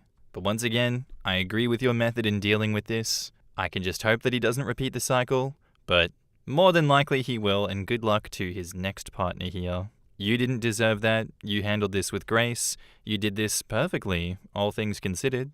Thank you for the story. Our next post is by user BothImagination9855, and it's titled, "My husband passed away, and his ex-girlfriend wants me to adopt their kids." This is sort of a long story, but I need to share it because I'm feeling overwhelmed. Everyone in my life has an opinion, some of them very strong, and I just need a place to vent and hear something unbiased. My husband died 1 week before Thanksgiving. We were, unofficially, separated at the time.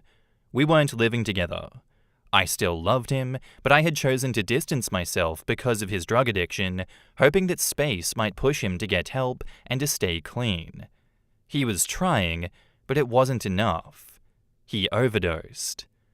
He had struggled with drugs back in his college years, but eventually got clean, and as far as I know, he stayed clean for many years. He had a girlfriend back then who also became addicted, and they had 2 kids together. Eventually, he got his life together, he got clean, had a good job, and was doing everything right. He was awarded custody of their 2 kids. I actually knew him back in elementary and middle school. We lost touch when we attended different high schools and didn't reconnect until after his first round of addiction and recovery. He had been clean for a few years when we met again. His kids were 5 and 3 then, they are 8 and 10 now. Their mum only had supervised visitation. I don't have any biological children of my own. He passed away, and I am devastated. I still can't fully accept it, but what crushes me most is what this means for his children. They've already been through so much in the past year or so as he struggled with his addiction, and now they've suffered the ultimate loss. I've remained in their lives even while we were separated and not living together. He moved back in with his parents and took his girls with him, but I still visited them often and remained involved in all aspects of their lives. I never called myself their mum, but I essentially was their mum on a day-to-day basis. I did all the things a mum would do. Their mum was recently arrested on a burglary-related charge and is in prison. This happened after he died. I thought she was doing better. She was at his memorial and seemed more together than many times in the past. She wrote me a very heartbreaking and heartfelt letter asking me to adopt her daughters. She basically admitted that she doesn't know if she'll ever overcome her addiction and that she doesn't want the girls to go live with their relatives on either side. She wants them to stay with me because it's what they know now, and she feels that they are safe. She said they've asked her if they can come live with me and referred to my house, our formerly family home, as home. I wasn't expecting that at all. She hadn't been particularly fond of me before. She's been talking for years about how she's going to get clean for her girls and get custody of them again, and she actually had some good moments, but it never stuck. I feel like the world's worst person by not immediately saying yes. I haven't responded to her at all yet. I feel like the world's most evil person not immediately saying yes. I love those girls. I have lived with them as essentially their mum for several years. I've worried about them every single day, yet why do I find myself thinking, do I really want to do this? I also don't even know if it'll be possible and or what kind of fight it would be. I don't think his parents will agree so easily. I got along with his parents just fine, but they are big on family, and they are absolutely destroyed by his death, so I can't imagine they would let the girls go without a big fight. I can't help but wonder what kind of possibly lifelong mess that I would be getting myself into if I pursued this. Dealing with her, both sides of the girls' extended family, the trauma the girls will probably be dealing with forever because of their parents. I don't know that I'm strong enough to handle it all, and it makes me feel like a horrible human being. In the comments, Miyuki M says, a responsible person should spend some time thinking about it before answering. You are not a terrible person for needing to think through the logistics and carefully consider the impact on your life. Keep doing so until you arrive at a decision, and then commit to whatever you decide and don't look back. I say don't look back because whatever you decide will not be on a whim. You're going about this the right way. Trust yourself. Imposter Shop says, I wholeheartedly agree. If she wasn't taking this very, very seriously and stopping to think, that would be irresponsible. Look before you leap. One thing I'm wondering about is the expense this would inflict on OP. Kids are not cheap, and given the situation, I'm wondering if she can even afford it. From a practical standpoint, it might be better to foster because then OP would probably get money every month, and the kids would probably get money in financial aid for secondary and higher education once they're old enough. However, that's giving up the legal protections of adoption. And because I'm cynical, I hope the money the grandparents receive for raising them doesn't interfere with their decisions as to what is best for those kids. Talk to the grandparents privately, not with the girls around. Share the mother's letter. They are probably the girl's legal guardian. You don't have to adopt if you don't want to, but you could continue to be present in their lives to provide additional stability. But if you want to adopt them and the grandparents are supportive, it shouldn't be hard to accomplish. The mum would have to terminate parental rights, which might not be an issue with her in prison, and the grandparents could willingly allow you to adopt. The rest is legal paperwork. The cost to perform it will be minimal compared to regular agency adoptions and whatnot. You just need to decide if you want to do this and can do it. You need the grandparents to agree.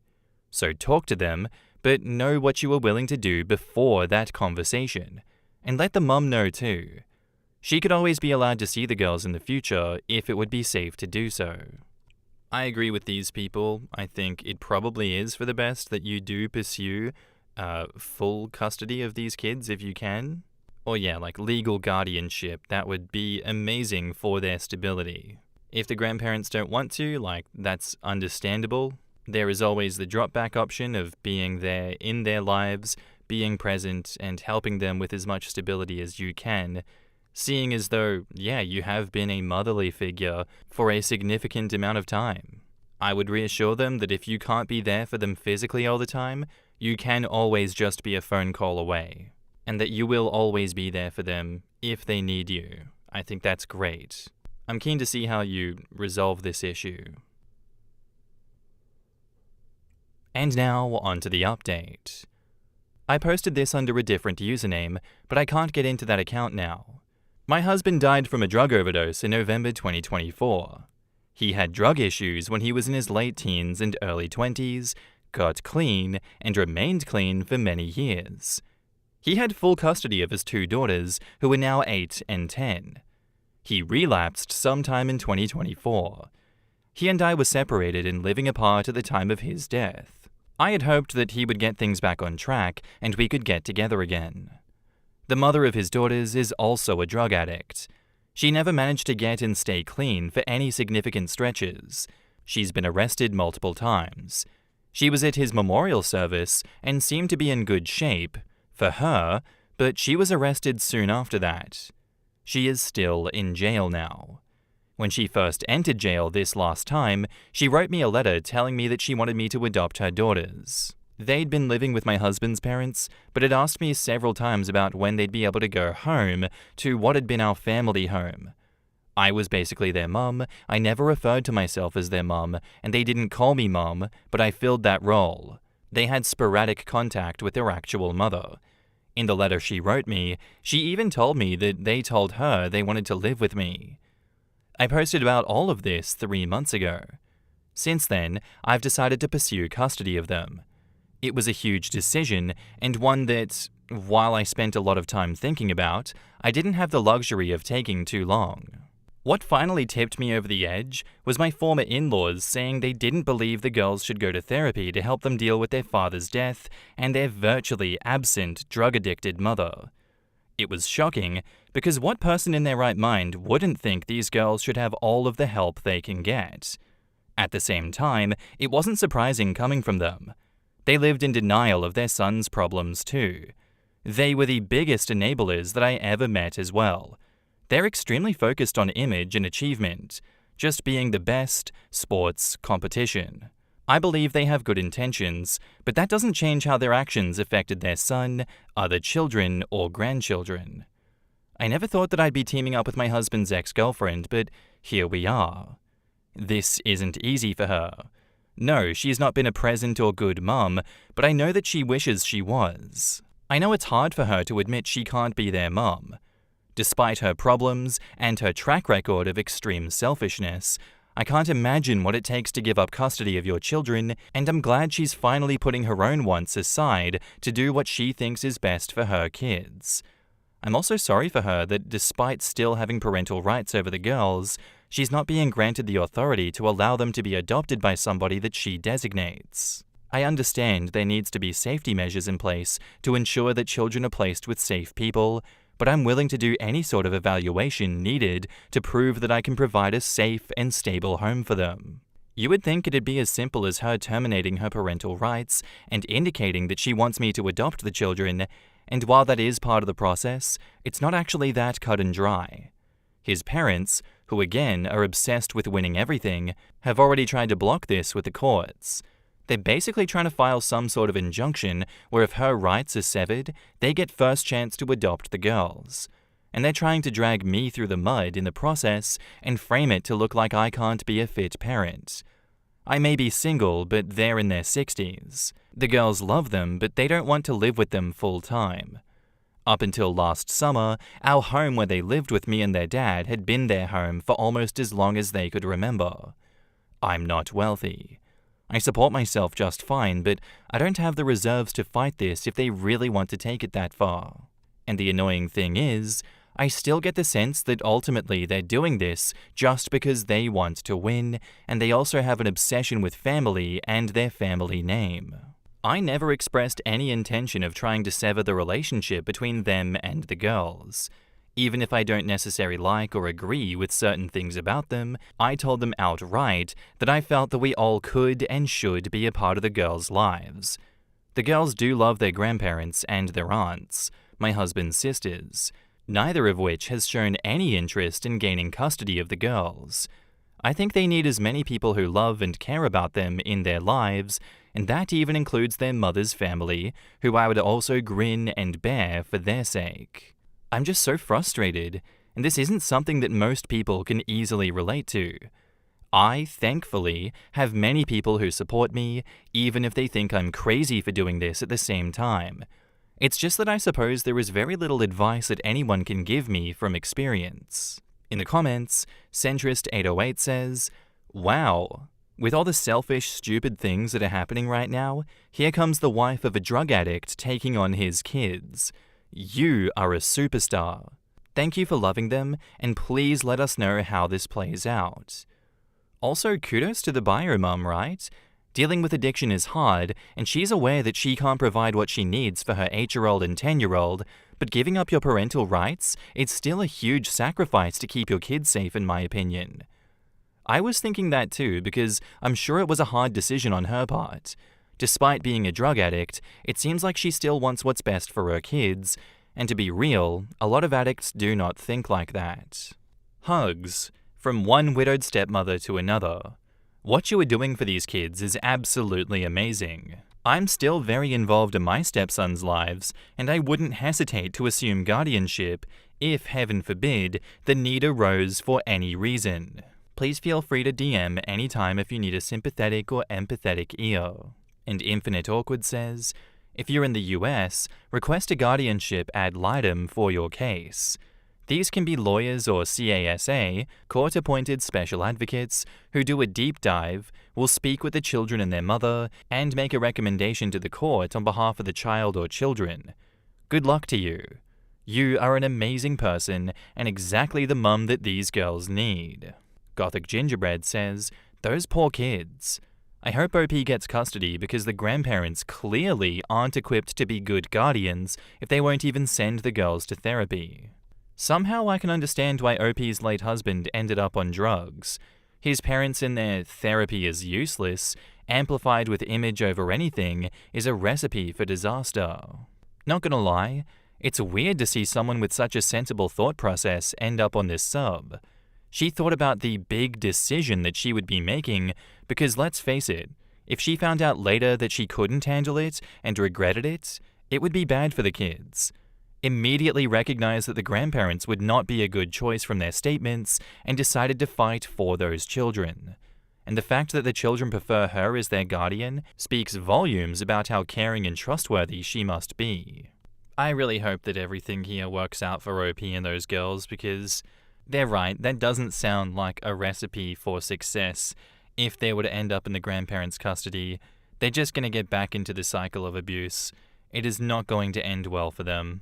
And this is just another reminder for me as to why I share stories like this. When we do get answers to difficult situations like these, I feel like that does help other people and bring awareness to situations like these and the fact that you can win in circumstances like this. You can get custody of those kids because I do hope that courts will recognize, people like OP are the better parents to be looking after these children. If even their drug-addicted biological mother who can overcome her addictive tendencies and say, hey, these kids are better off with OP than they are with the bio-grandparents, that's gotta speak volumes, right?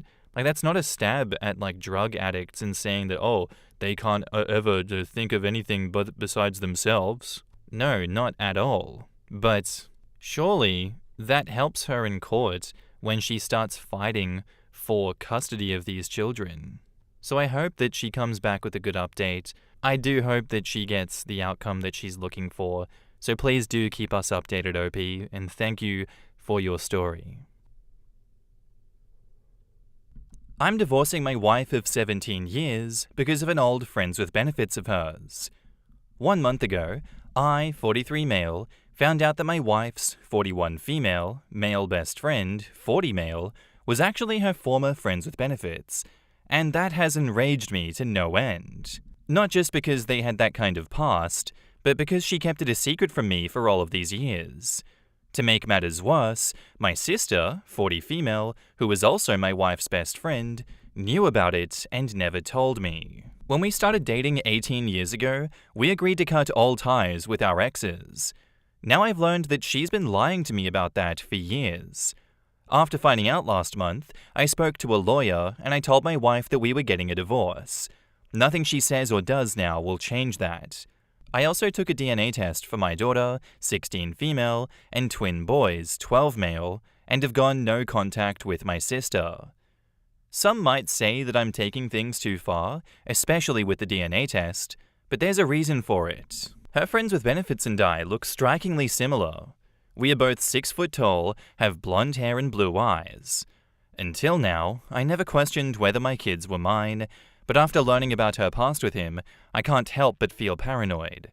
On top of that, her friends with benefits never got married because he claimed to have a free soul. It makes me feel like she just settled for me, and if he had ever decided that he wanted marriage, she would have left me in an instant. The only silver lining in all of this is that the house that we live in is in my name. I inherited it from my grandpa before we got married.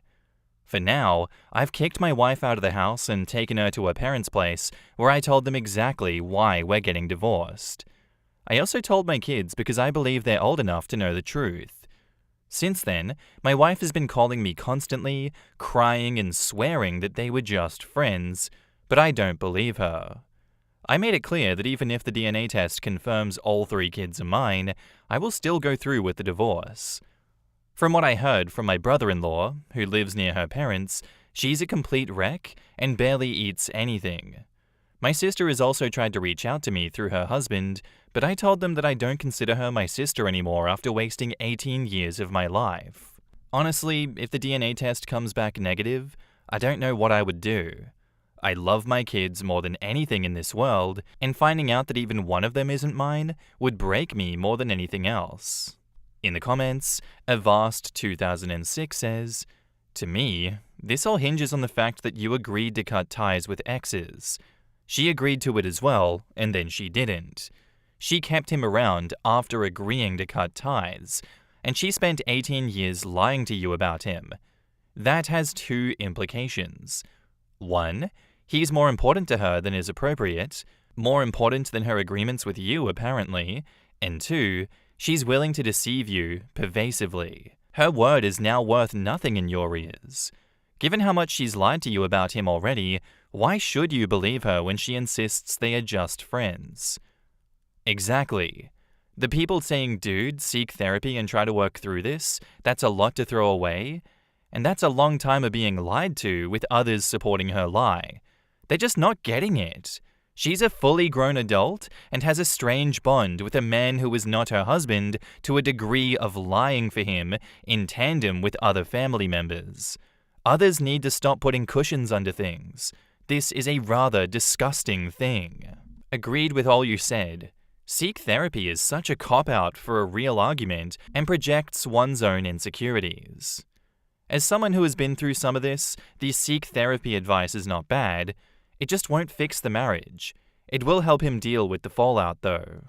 Honestly, I'm completely behind OP for this one. What the hell is her problem? Me when I'm still in contact with my failed talking stage, male best friend that I used to have sex with, but I'm not going to tell my husband about it? Oh yeah, so how we agreed, not to do that 18 years ago, and you've been talking to them this whole time? That's really cool. Yeah, dude. Genuinely fair enough. Fair enough you cut your sister off for this one. Fair enough you're asking for a divorce with her regardless. That is beyond morally reprehensible. I know it's not plausible, I know it's not going to happen, but jail, send her to jail. What is wrong with her? Whoever's saying that OP is insecure and needs to go to therapy, jail for them as well. She is gaslighting you. This is the definition. Oh, no, don't worry, he's just a friend, babe. Silence, gaslighting betrayer, jail. And now, onto the update. First, I want to make some things clear. I didn't kick her out of the house like some crazy person. I asked for space, and she accepted. I then drove her to her parents' place, which is a little over an hour away by car. The idea of cutting ties with exes was hers. When she said exes, she meant people like my childhood friend, who I only dated for a month in high school, but somehow not her friends with benefits, with whom she had a sexual relationship for who knows how long. Yes, cutting him off would have probably cost her half of her friend group, but the same thing happened to me when I cut ties with my childhood friend because of her boundaries. If she didn't want to lose friends over this, she shouldn't have been the one to suggest cutting ties with exes then. I explained the reason for our separation to our children. She lied about something important, and I was upset. I told them that I wanted us to take some time apart for now. The house isn't about money, it's about the sentimental value. It holds memories of my grandparents and childhood, and it's where I've made so many memories with my kids. That's why I consulted with a lawyer about the house first. I would still need to pay at least $100,000 to my wife for the house, but I am okay with that. I asked her about her relationship with that guy 2 or 3 times early in our relationship. She always assured me that they were just friends, but I felt insecure and asked my sister, who knew them for 4 or 5 years. She told me their relationship was like that of a brother and sister, so I chose to believe her. Big mistake. The friends with benefits was never someone who would settle down and have a family. For as long as I've known him, he's always been traveling, doing dangerous things, and chasing thrills. That's why I feel like I was the safe choice for her. The fact she kept their relationship a secret from me for 18 years only makes me think that I am right. The results of the DNA test don't matter. They will always be my children. Even if the results come back positive, I still want to proceed with the divorce. However, I should at least try 3 to 6 months of couples therapy, if not for myself, then at least for the kids. About the test results, I'll wait for my best friend before looking at the results so I have someone for support. I'll post a small update in the comments once I look at them. Edit, like some people have advised, I should probably have her take a polygraph test to see if she's lying, and I will do that. Edit 2, update, so yeah, I don't really know how to start this, but my kids are mine by blood and soul. I can't even begin to describe the mix of happiness, sadness, and guilt I feel right now. But I wanted to give you all an update since you all helped me keep my mind occupied and not let my thoughts spiral down into a dark place. So thank you all. So about an hour and a half ago, my best friend, who I've known for as long as I can remember, drove nearly 3 hours to be with me and help me through this. After he arrived, we had a beer or two, and I told him everything. He just listened, letting me get it all out, and reassured me that he would be there for me no matter what. After about 10 minutes, I finally gathered the courage to look at the test results and completely broke down. I collapsed into a crying mess. When I finally calmed down, we started talking about what I should do next. Should I try to save my marriage for the sake of the kids? Would that even be the right thing to do? That's when my friend shared something from his own past.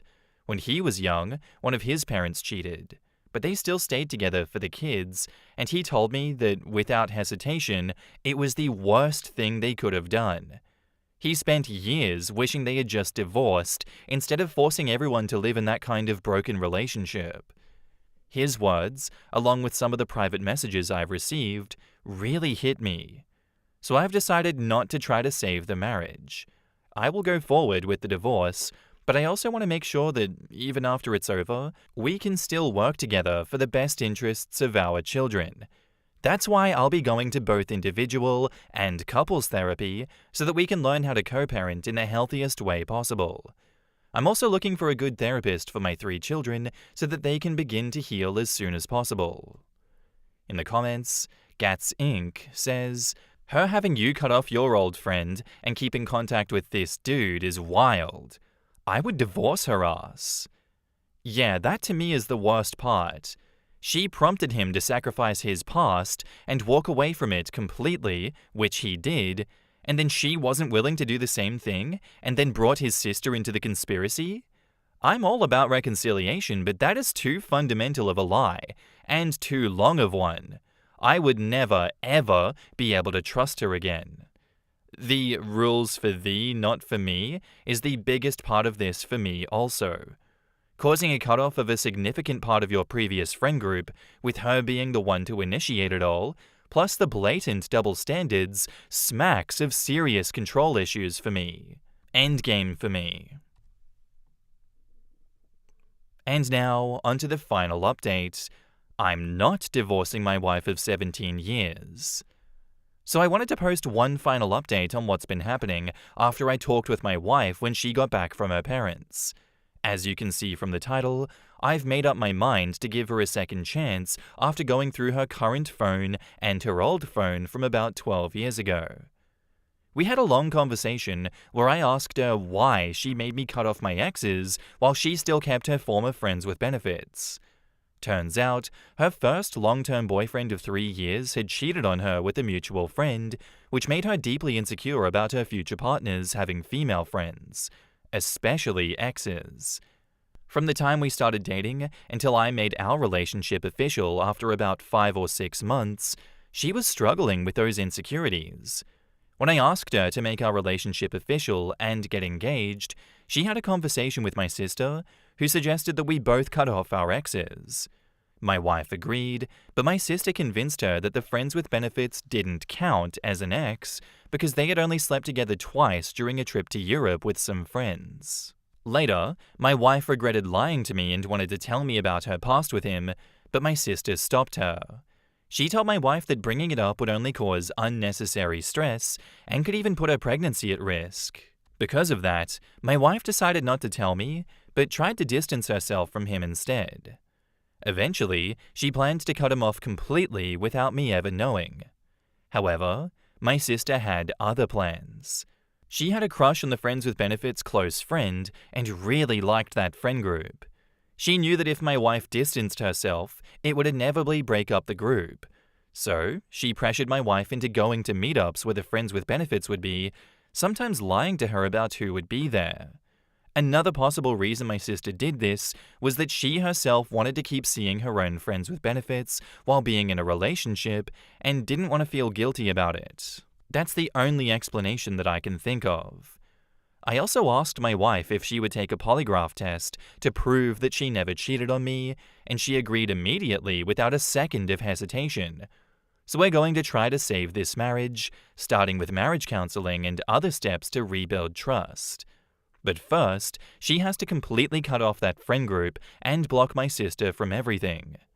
And to address some of the private messages that I've been getting, no, I'm not an abuser, nor have I financially abused my wife. She has been working since our twin boys turned 2, and my mother moved in with us to help care for them while we both worked. And no, I'm not just looking for an excuse to leave this marriage because of some midlife crisis. I love my wife and my children, and not being away from them for weeks or months would be heartbreaking. In the comments, Wenchy Witchy says, "The wife's justification sounds like a young adult who decided to blame shift rather than take accountability for their own decision." She's putting a lot of this on your sister. I'm not sure that I buy all of that story, but if she's willing to cut them all off, maybe I could let it go. Make sure she actually does cut them off. So odd. How did you know that your sister isn't just taking one for the team here because of your reaction? OP says, I don't know how they could have faked messages on a phone that was in our house, hadn't been turned on in maybe 12 years, while she was at her parents' place. It's so odd. I wipe all of my old phones. What would be the point of not doing so? I think it's too convenient. Here is a decade-old contemporaneous evidence to prove my point. OP says, I don't really delete everything on my old phone either. I just transfer everything to my new phone, turn off the old phone, and put it in a drawer. ABC Family says, people delete incriminating messages in real time. This proof is flaky. Make sure she completely cuts these people off. Stay vigilant. She needs to work to earn the trust back. Bane Bop asks, do you believe what she says about your sister? Has she corroborated what your wife says? Also, lie detector tests, if you're actually effing serious about that, aren't admissible in court for a reason. OP says, it's not that I actually believe in lie detector tests. After reading about them and hearing what others have said, I learned they aren't as reliable as I thought. Honestly, I didn't even know that they were real. I always assumed they were just something from TV and movies. But like someone mentioned in my last post, I should at least see how serious she is about taking one, and she really did seem like she wanted to do it. Like she was eager to prove to me that she truly hasn't cheated. CT Irish says, OP, why was your sister's pressure to remain quiet about her former friends with benefits and to keep up with this friend group more important than you? I hope this all works out for you, but it definitely seems like at a minimum, your wife is too much of a people pleaser of everyone outside of your marriage, and at worst, is just blaming everything on others, primarily your sister, and not taking any accountability. OP says, well, after spending 18 years with her and seeing those messages, I can say with certainty that it's the former. And Kurzik asks, now that you've seen the extent of it and it's caused serious problems, is she going to work to change that and reorient her priorities? And OP says, she'll need to work on that. I didn't think that it was this bad, but she really needs to take it seriously and make an effort to change that. Good luck with all of that, OP. I hope that goes well for you. Seriously? He just did not take any advice from the updates, so, come back if anything ever changes, but good luck with the marriage. Thank you for the story. Our next post does not have an update, and it's by user PriorBus9723, titled, Am I the asshole for telling my wife that I'm ending our marriage because I found her brother at our house again and said it in front of him? I, male 38, left my wife, Kelly, female 38, today. 5 years together, 4 married. I have battled her lack of boundaries about her family for the past 2 years. I understand that they are very close-knit, but she never paid attention to how their dynamics affected our relationship. I experienced every just no family situation. My food was eaten, showing up uninvited, meddling, you name it. 9 months ago, mother-in-law and father-in-law began divorce proceedings. He cheated, fell madly in love with a side chick with whom he's lived for the past 15 years, and decided that he wants to get remarried. He kicked everyone out of the house. It was an emergency, so I agreed to help out. I so effing regret it. I had to take 4 people in, but they couldn't think to avoid constantly pissing me off. I got sick of finding them using our private bathroom. They had complete access to the other full bathroom by the hallway. Sister-in-law started taking naps on our bed, which is creepy because a bed is too personal. I came home late, and we had to wake her up and still waited for her to snap out of her groggy state so that she could walk out. It lasted for 3 months, but the problems persisted. No matter how many times I told my wife, and even told them, they still showed up at random hours. Even if I didn't run into them, I know she was allowing them to come over. I hated their presence. They would eat my snacks and get on my expensive recliner chair, which again, they didn't contribute a penny for. I had a mini orchard that they picked empty. Things got so tense that I blew up at her in front of them. They left, we had a fight, and I ended up sleeping in a hotel. I warned her many times about being fed up and needing her to support me. She acted like I was demanding that she abandoned her family. Today, I came home to find her brother's car blocking the entrance. Not on the side and not even on the driveway, just right in the middle where my only option would be to get on the lawn. I go inside, and he's laying with his shoes on the couch. He gave me this fresh smile like he's untouchable. I went to our bedroom and packed as much of my belongings as possible and ignored her pleas to talk. There's nothing else to talk about. I already called a few lawyers but haven't received any replies yet. She cried, but at this point, I have no empathy. I don't even know if I overreacted or if I needed to discuss this in private. I feel defeated and angry, and I also hate her family with my soul. They knew that they were hurting our relationship and they didn't care. She knew that I'm a private person who hates being invaded. I helped them because I love her, and I didn't have the balls to let them go to sleep in their car. We don't have kids, but there are so many things that will be left undone. I loved her so much, but I just can't do this. She called me immediately after I left, and I told her that my decision is final. She sounded shaken, but I told her that right now, I despise her and will never be able to sleep next to her again. Sorry for any typos, I have a migraine right now. I'm just coming here because I just want to ask if leaving the way that I did was an asshole move, and maybe I should have announced my intention of ending our marriage after her brother was gone. In the comments, Blood Money Morality says, I want to know the brother's reaction to you saying that you were leaving her in front of him. Come on, details. OP says, nothing. He looked surprised, but mostly kept his "it's not my fault, I'm innocent" face, as always. Not gonna lie, man, I know those exact personalities, and they are infinitely insufferable people. Usually also the ones that believe that they use measured, cool, and calm demeanor. They are somehow always in the right, and you always are seen as emotionally reactive because they say incendiary things. These are the kinds of people that take pleasure in pissing people off. When you react in any explosive way, they can point at you and say that you're the one that was angry. They remained calm. How could it possibly be their fault?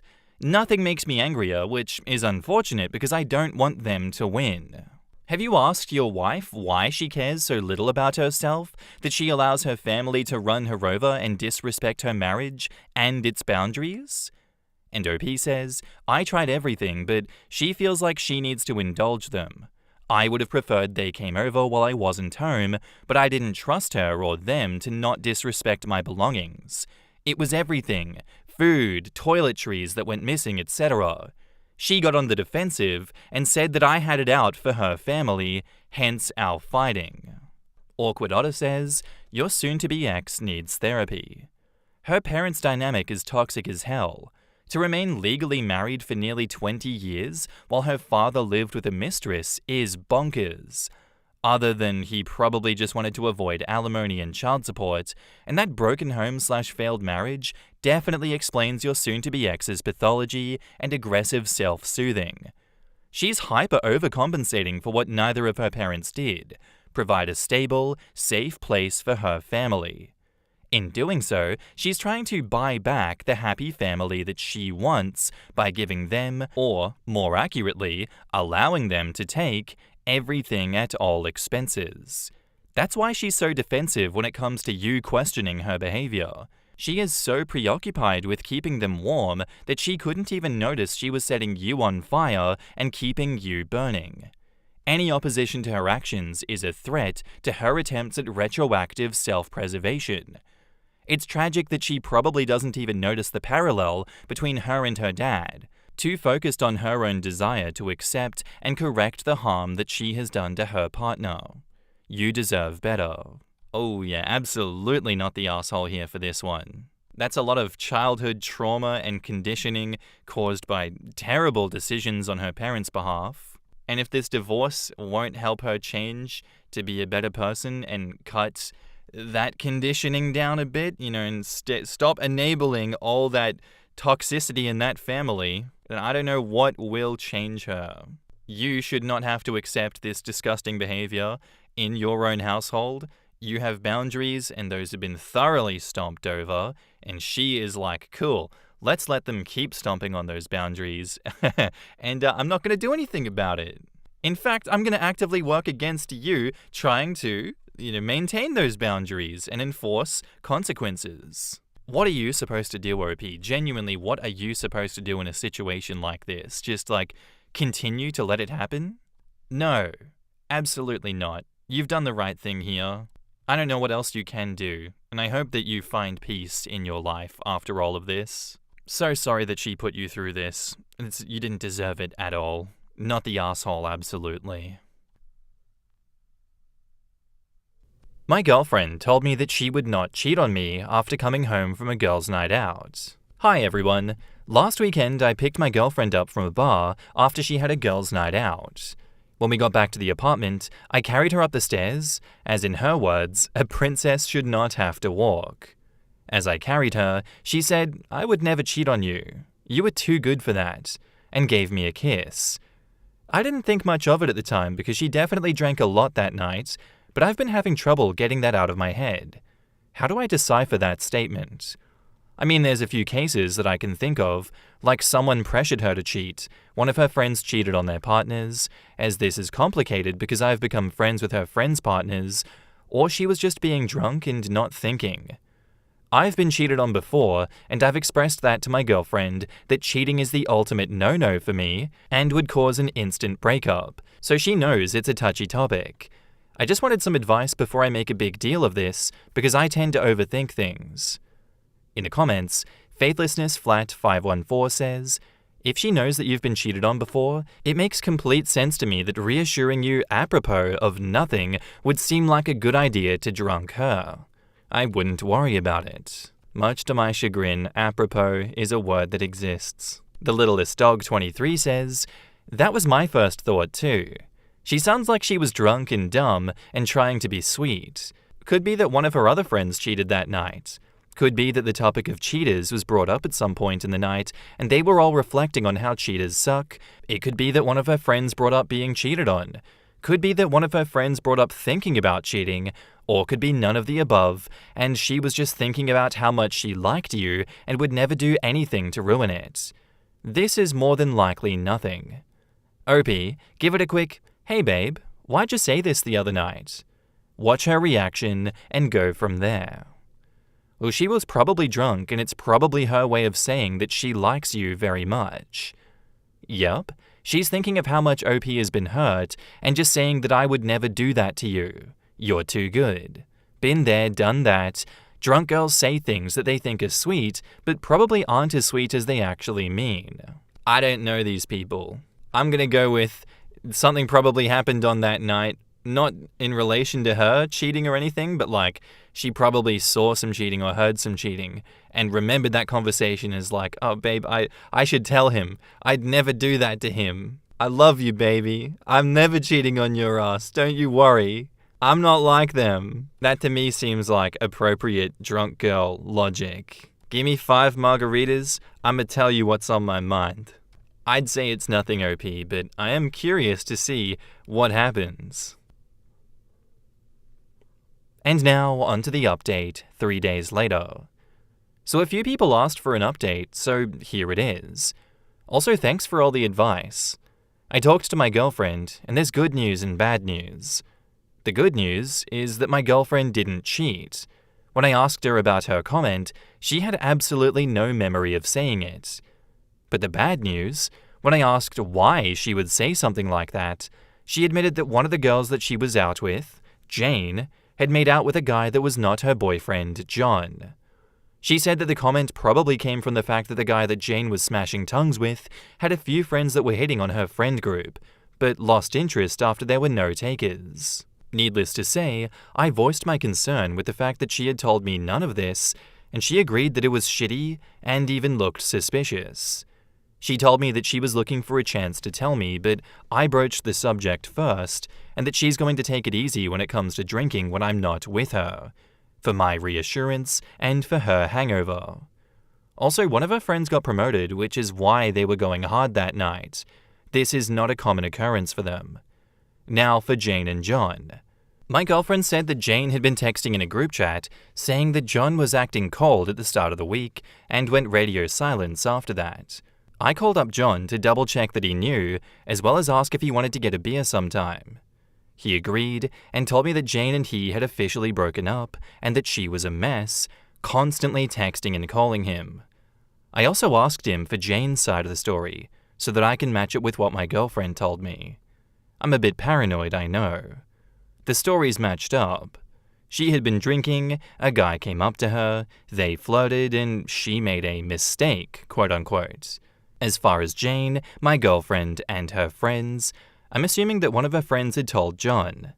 I forgot to ask John, but he's a good guy and has become good friends with my girlfriend's friend group. As of now, Jane hasn't reached out to my girlfriend or her friends. Definitely not the best ending, but it worked out alright for me. In the comments, Valmighty says, "It's the best outcome. Your girlfriend also didn't try to defend Jane, which is a green flag. It's great that she didn't cheat on you, but this was quite clear from the moment you posted. She didn't do anything wrong, and also isn't required to tell you every instance of her night out, especially if it doesn't relate to her. If she wants to tell you, that's her decision. I'm glad you guys spoke, but it's clear that you need to address your paranoia and anxiety around this relationship.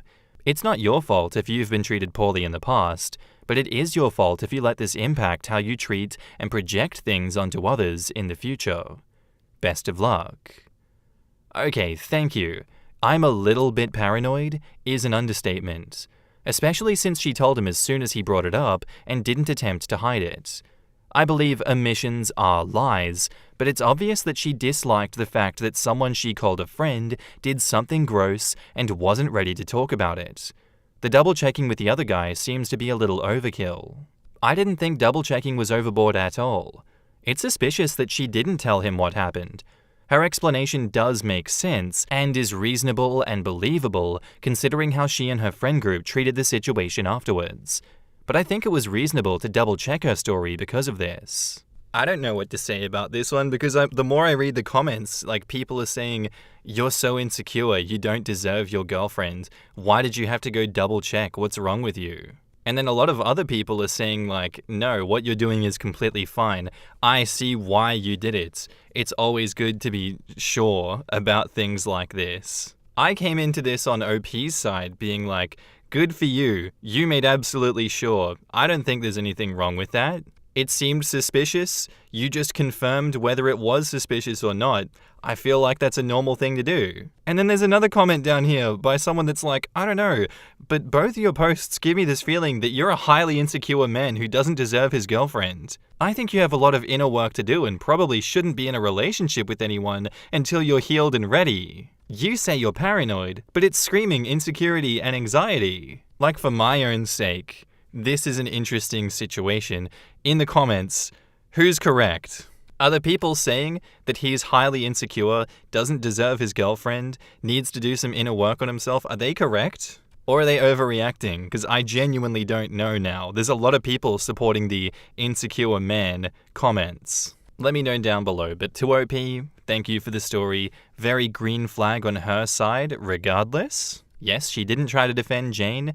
Love that. This is, in my opinion, a very good outcome for the both of you. Onwards and upwards, and good luck together in the future. Our next post is by user Samus10011, titled, "Today I messed up by giving my youngest son advice on happy relationships and causing my oldest son's girlfriend to dump him. First, I would like to say that this actually happened on my youngest son's birthday, but today is the day that my oldest son confronted me, so here is what happened. After the cake and presents, my youngest son and I were chatting.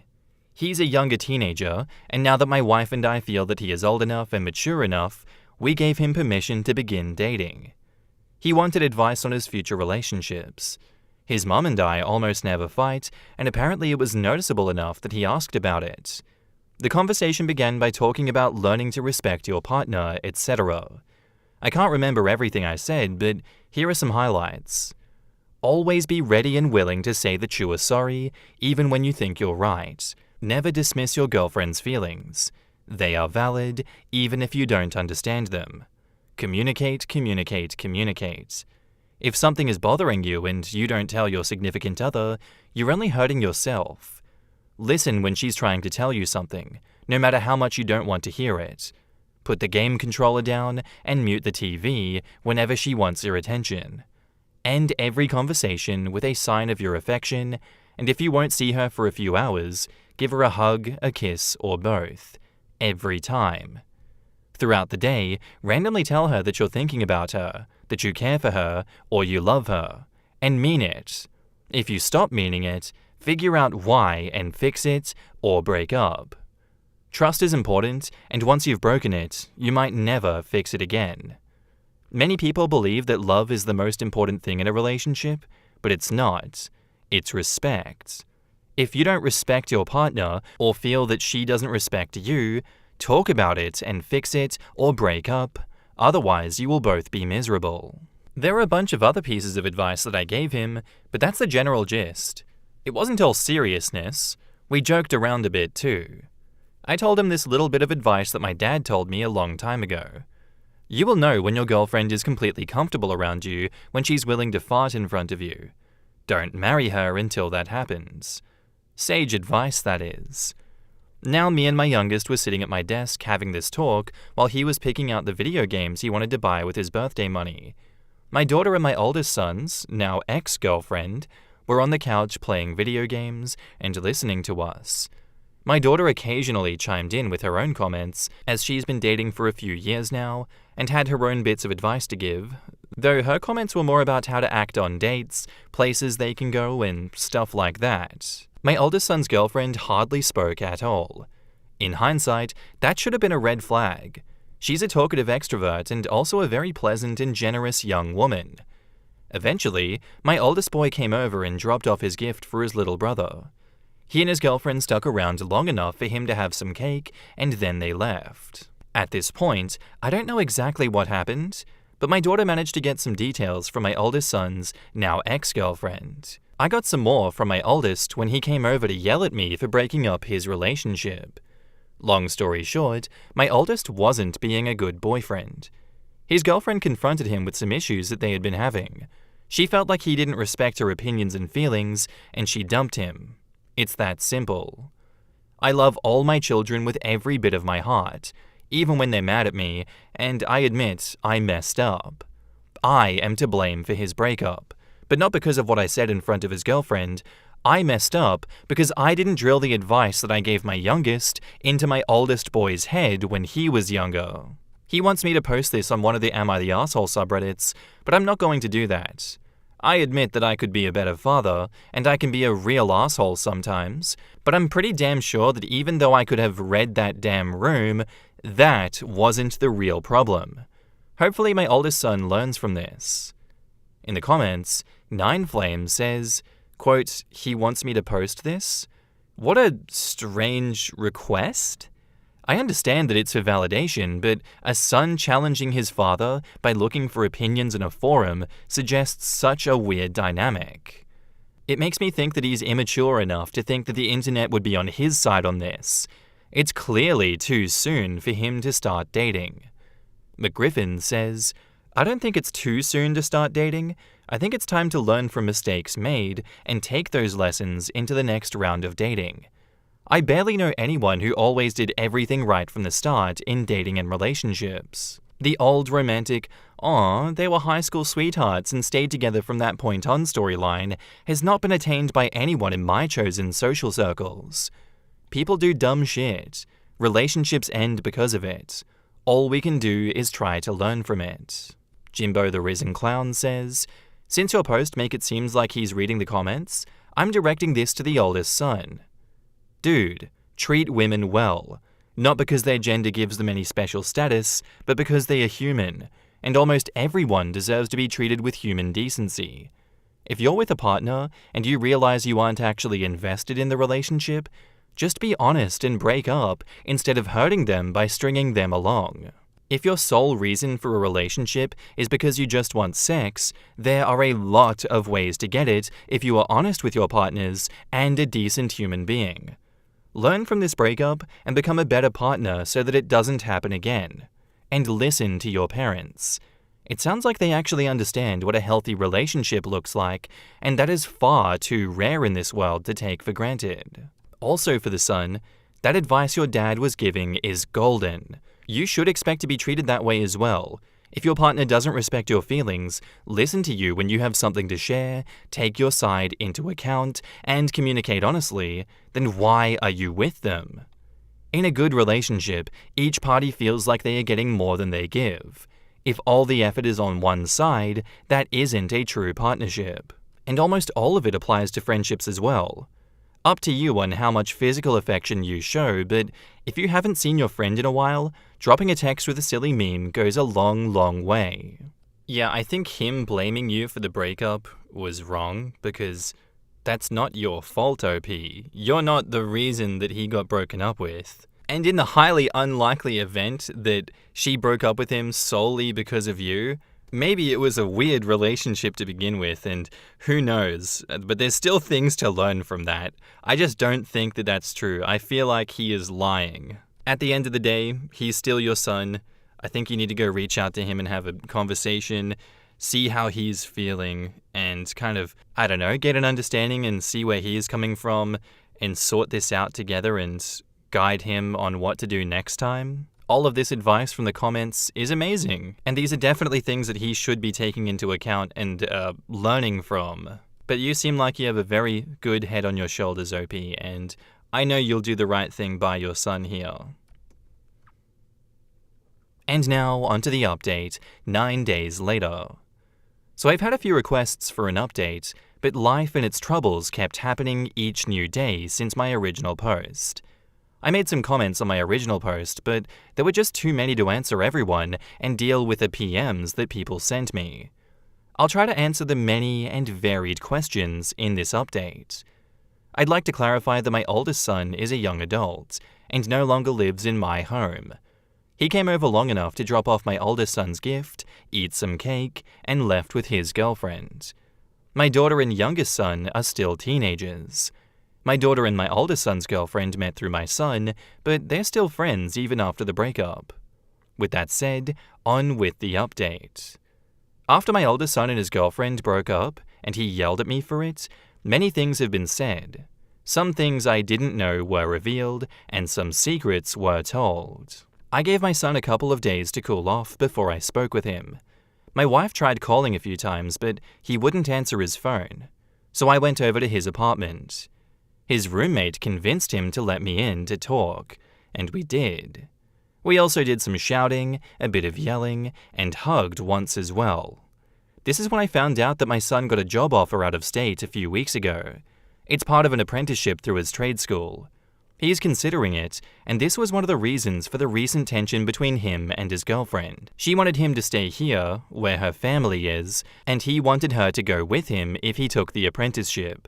It's almost twice the hourly rate that he makes at his current job, and the apprenticeship will pay for some of his time spent in classes, although the cost of living is higher there as well.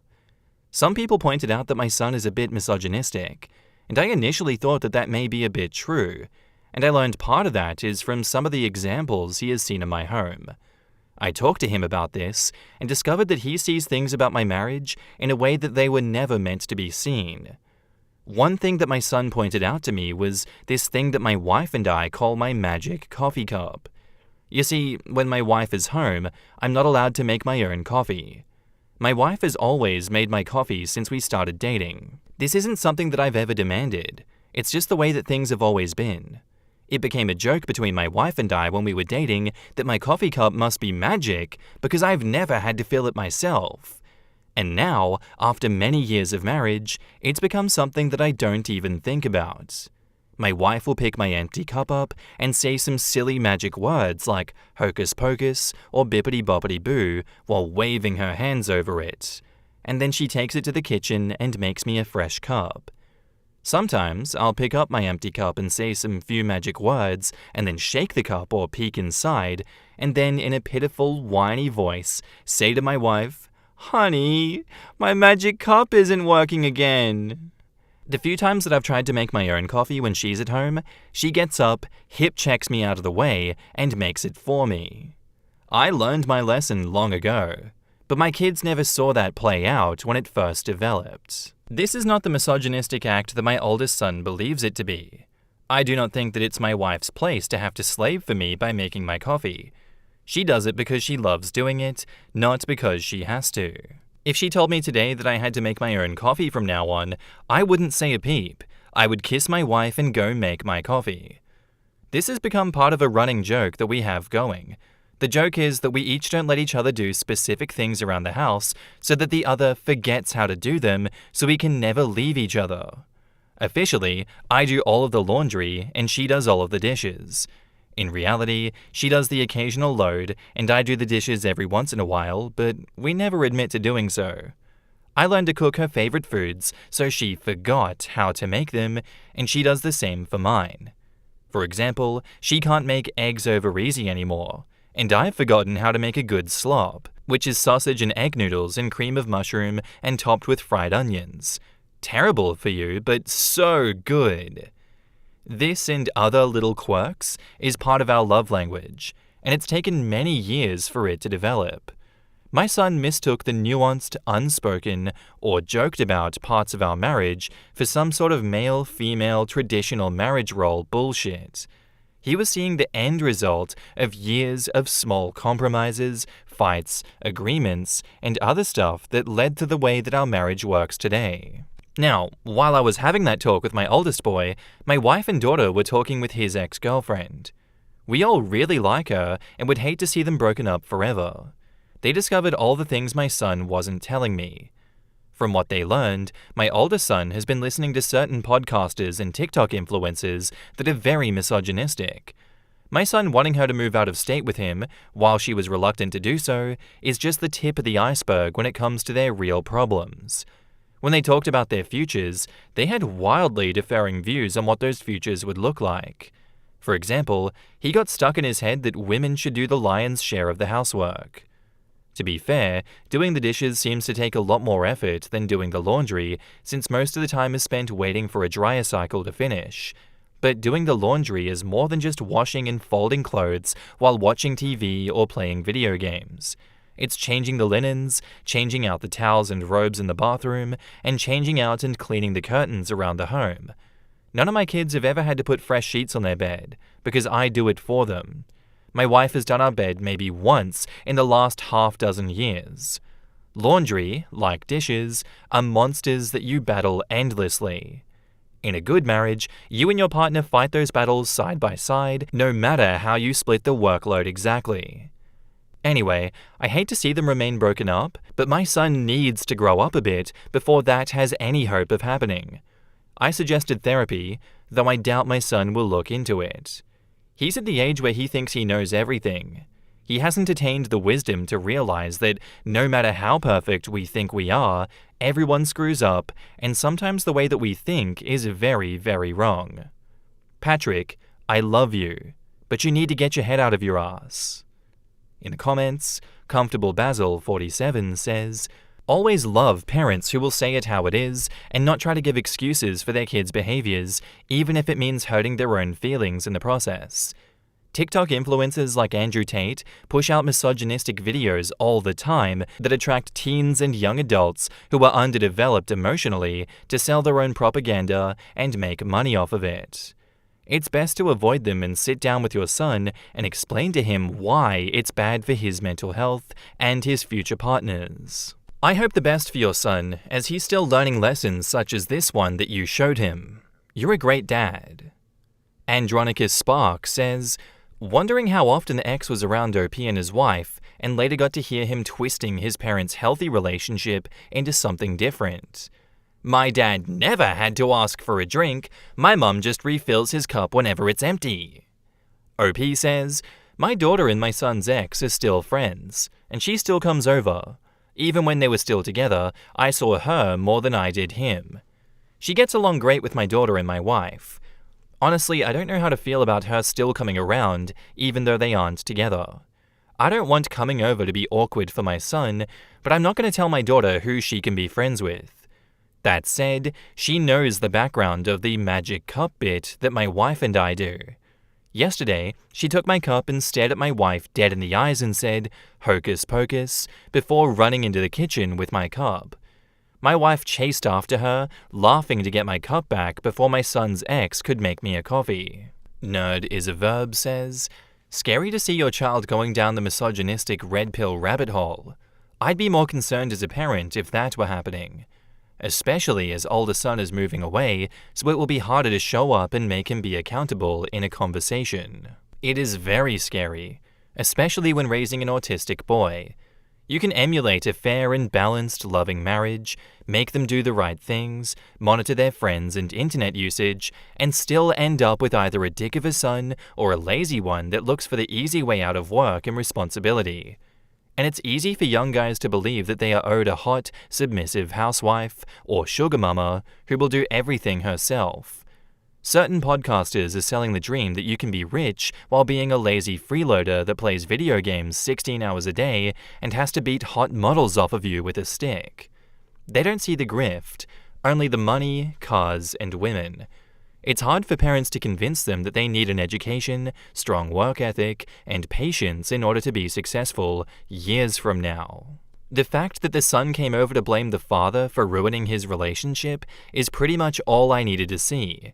The update post just reinforced how blatantly immature and unready he is for a genuine relationship. Good on the ex-girlfriend for taking words of wisdom to heart and taking action to ensure that her life and her happiness are a priority. That poor girl. He had her believing that all men are like that, and then blamed his father for making her realize it's a lie. Worse, he had her believing that a very happy and respectful marriage was like that. If you see what looks like the gold standard and hear that it's all based on such awful, domineering perspectives, that would mess with anyone's head. To hear that actually it's not, from the man you've been told really believes it, yeah, that would change things. Yeah, it just sounds like the son loves to push responsibilities off on other people because, self-reflection is for pussies. Real men ignore that because everyone else is the problem, not me. I could never be wrong. Honestly, very wholesome ending, but kind of a sad one on the whole, seeing as it doesn't look like the son is going to be changing anytime soon. But if you love them, let them go. If he's going to go do that and ruin his own life with these perspectives, more power to him. There is genuinely only so much you can do as a parent. The ex sounds amazing. She sounds like a great person. And so does OP and his wife. All of them having that magic bit is so wholesome. I love it. I wish I had the magic cup bit in my life, but a man can dream. Thank you for the story, OP. Love that for you. Our next post is by user ThrowRA titled, I, 21 female, drunkenly kissed a lifelong friend, 22 male, at a party, and he told me that he loved me. How do I approach this? I mean, the title is pretty much it. James and I have been friends since 2nd grade. We've shared practically everything with each other. We've been there for each other when no one else was. We tell each other I love you pretty often. He is my family. I don't drink much, or ever, and James had begged me to come with him to his friend's apartment for drinks and games. I decided to let loose. which was a bad move on my part, and I drank too much. He had a bit to drink as well, but not nearly as much. He saw that I was warm and loopy, so he took me out for some fresh air. Honestly, this bit is pretty fuzzy. I just remember laughing and going to kiss his cheek like I would my mother, but it didn't end that way. I missed and kinda hit the corner of his mouth, and he took that as an invitation to really kiss me. We kind of made out, and then he told me that he loved me, and I told him that I loved him too, because that's what we always say, but he responded with something like, "No, like, I am in love with you." And then I puked in a bush, and he took me home. I'm still quite embarrassed about it. Oh no. It's been a couple of days, and neither of us has brought it up. I'm kinda confused about my feelings. I haven't really been in love before, but I do love him, and have always considered him my person. Am I being obtuse? How can I bring the topic up with him, because I do want to discuss it once I figure myself out? In the comments, Justin Trudeau says, "Next time you guys are alone together, just say, 'Hey, I wanted to talk about the other night, but I would 1000% please figure out your own feelings and what you want before you do that.'" Absolutely this. Also, I want to stress that being nice and giving it a shot for his sake when you aren't really into it isn't being nice. It's being selfish because you don't want to deal with the fallout. If you're into him, go for it. If you aren't, rip the band-aid off. It'll be better for you both long term. Heavy Quail says, "I had a BFF woman when I was younger. We both got married to other people, divorced, caught feelings later, and have been married for 22 years. Process how you feel, and then talk it out." OP asks, "Is there a good way to process emotions? I am just so confused and nervous, to be honest." Heavy Quail replies, "I'm ADHD and old, so I'm not sure my advice is worth it for you, but I basically need a few days for the feelings to make sense. Move past confused and nervous. Make sure it wasn't all emotions misfiring, and I legitimately feel what I do, then approach a conversation openly based on what I want to see, if it's mutual." Take Me Over Parachute says, "Sounds to me like it's worth exploring your feelings by seeing if a relationship will work. There's no safe, edit, safe as in avoiding hurt feelings, risking friendship, etc., way to know without trying. Just make sure it's logical. Does he treat you well? Is he honest? How has he treated partners in past relationships? Do you have compatible religious, political, and financial views? And let the emotions figure it out." Thur67677 says, "Close your eyes and imagine him with another woman and think about how you would feel if he smiled at another woman just like he does with you, in the way he looks at you. Many times they don't realize the feelings until it's too late. Many times because you take it for granted, or because you see such a predictable person, and many people let that person go because another person came along and they see the novelty. They see something new. But in the end, you realize that the other person didn't love you, so you regret it, and many times it's too late." And OP replies, "Well, we have grown up together and have seen each other through different phases of life. We have each dated other people. Whenever he has had a girlfriend, I've never felt jealous or unhappy. He seemed happy, which made me happy, and I always got along with his girlfriend. That being said, we have always had our special inside jokes and secret handshakes. I never felt pushed aside, so maybe that was why I was so okay." That seems like a very normal and real reaction to have to a question like that from that last commenter. I guess all you can do in a situation here is just talk it out and see how he feels. Like, it doesn't seem as though he was too put off by it. That's what I'm going to assume. Like, it's so funny that you threw up in the bush next to him, and I don't think he took that as like, "Oh, you love me? That's disgusting." He just poured his heart out to you and said, "I am in love with you," and you got embarrassed, you know? That's a crazy thing to be dealt with on the spot. I don't blame you for your drunken reaction, you know? I don't think there is any normal way to react to that. Everyone's different, but, you know, I think you approach it like the commenters have said, and, you know, give it a try. See what he says. And now, on to the update. Someone mentioned something about an update. I'm not sure if this is how it's meant to be done, so I don't know if anyone will even see it, but this is how I'm doing it. So, we talked, and I was honest. I have been way overthinking this, and really just confusing myself more and more. I came to terms with the fact that I was truly very into the kiss, and enjoyed the thought of kissing him even when I was sober. So I told him that.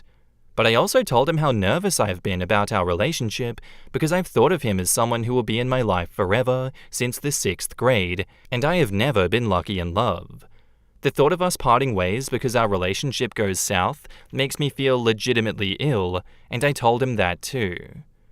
I started off with the talking because he knew that it was coming, and I could tell he was incredibly nervous. But he seemed to loosen up as I continued. He actually smiled a bit. After I finished my speech, he said, "Can I say something cheesy but true?" And I naturally replied with yes. And he told me that he's loved me since middle school and that he never thought that it would get this far. I am still utterly shocked by this. I seriously have never known. I was getting all flustered and shy because of a man that I've literally shared everything with, which is bonkers. When I'm with him, I am the most unapologetic version of myself. But he had me blushing. That pretty much solidified it for me. The only thing left to discuss was how to move forward, and he took the initiative and asked what it was that I wanted to do about this. I had been thinking about this for a day or so since unraveling how I felt about him. I suggested that we go on a real date, not just a hangout, if he would be okay with that. I understand that at this point, he is much deeper into this than I am, so I don't want to do anything to hurt him. But committing super hard would be a lie on my end, and this feels necessary to explore. However, it is a possibility that he could find out that I was better in his head or something. Anyway, he agreed, and we are giving it a shot. I am very happy, and he seems to be as well. He was absolutely grinning once I offered up the date idea. He was tickled that I asked him out. It was very cute. So thank you to everyone for your suggestions and support. It was surprisingly helpful. This post was more like a diary entry than anything else, and reading it back is kinda cringe, but I'm grateful nonetheless. If anyone is reading this, have a great day. Edit, any questions, concerns, or advice about the situation would be great. I'm still a bit of a jumble, and talking things out with someone usually helps. In the comments, this is so wholesome. Sounds like you handled everything really well. Being honest about your feelings, acknowledging your fears, and giving yourself space to explore things naturally. The fact that he's been in love with you for so long, and was so happy when you asked him out, is seriously adorable. Wishing you both the best on your date. Y'all are so cute. When I don't have time for a rom-com, wholesome updates like this will do. I hope it keeps going well at a pace that you are comfortable with. And thank you for this mood booster to end the episode, OP. That is amazing. I hope it all goes well for you two in the future. Let us know if it crashes and burns, because if it doesn't, keep that shit away from here. Please, God, please. I don't need the... I'm kidding. I see your comments down below. I know you guys love these happy little sappy updates. Ew, gross. Feelings? Who does that? But yeah, no, this was great. I'm glad that it all worked out in the end. Puking in the bush after he poured his heart out to you like that is still hilarious to me. But regardless, it is romantic nonetheless. My significant other of 1 year destroyed a sentimental item of mine, and he sees nothing wrong with it because of the circumstances. So the people in this story are me, 24 female, my significant other, 27 male, let's call him Eugene, and my sister, female, deceased 2 years, let's call her Carrie. On some background about my sister, 2 years ago, my sister was killed in a car accident. She was riding with a friend to the mall, the friend's parents were driving, and a teenage boy plowed through a red light while texting on his phone and hit the car that my sister, Carrie, was in.